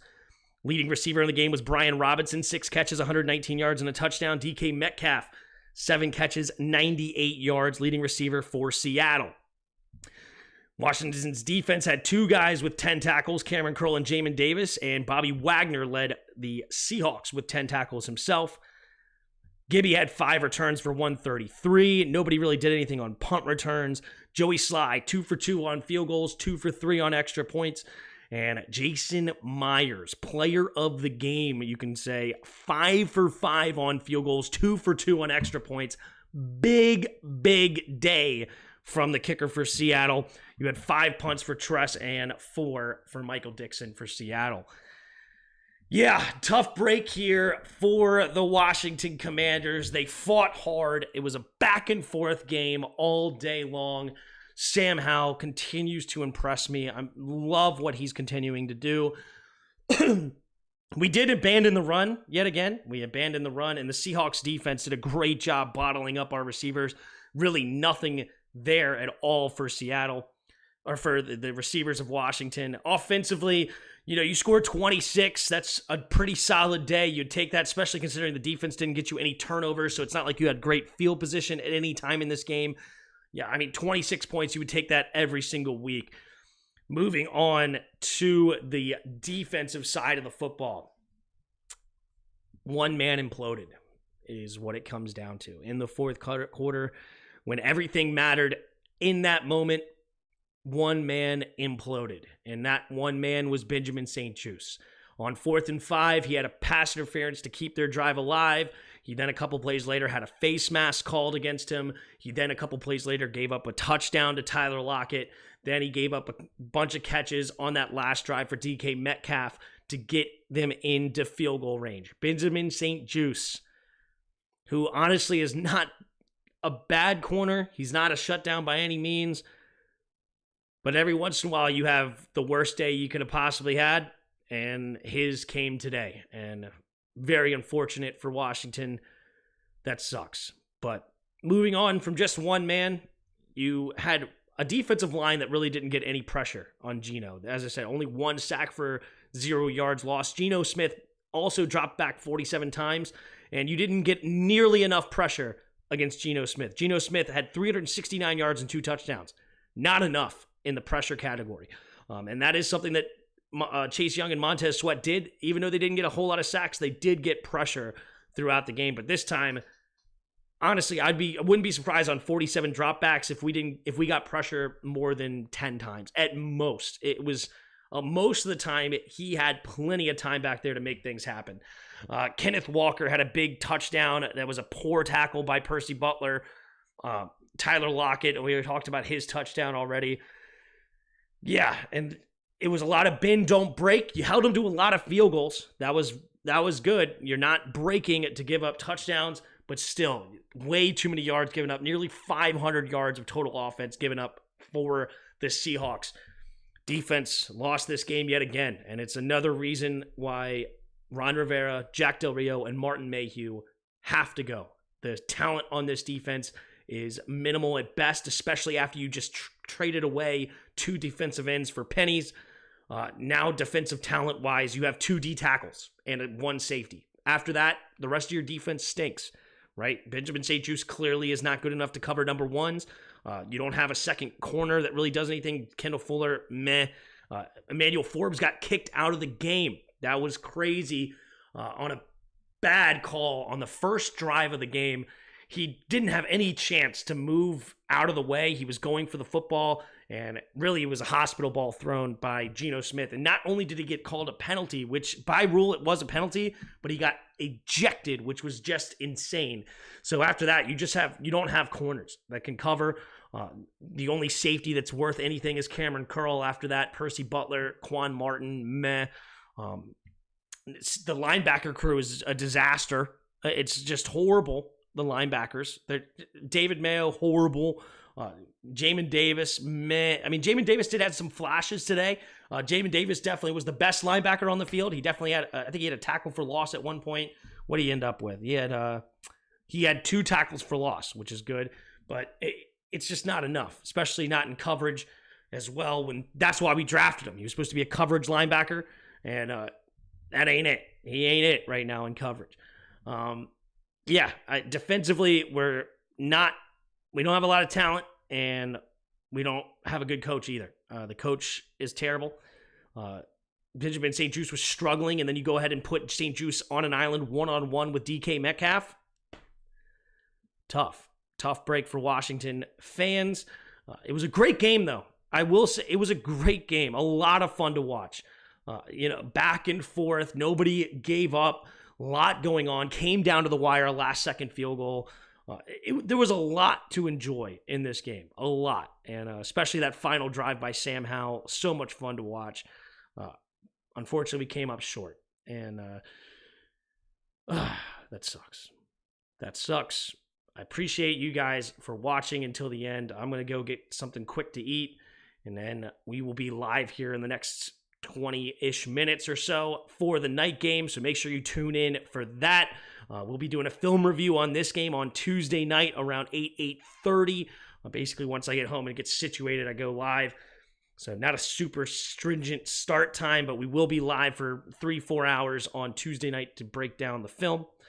And hopefully I will see you guys there. And appreciate all of you in the chat. Thank you guys so much who are channel members especially. But thank you guys who are just here watching it, hitting that like button. And we had over 700 live viewers at one point today. That's awesome. Got a bunch of new subscribers on the channel. We got past the 50-50 mark, which is awesome. We got, 5,060 of you now subscribed to this chat. So I appreciate all of you. And I will see you in a bit. See you next time. And until next time, see ya!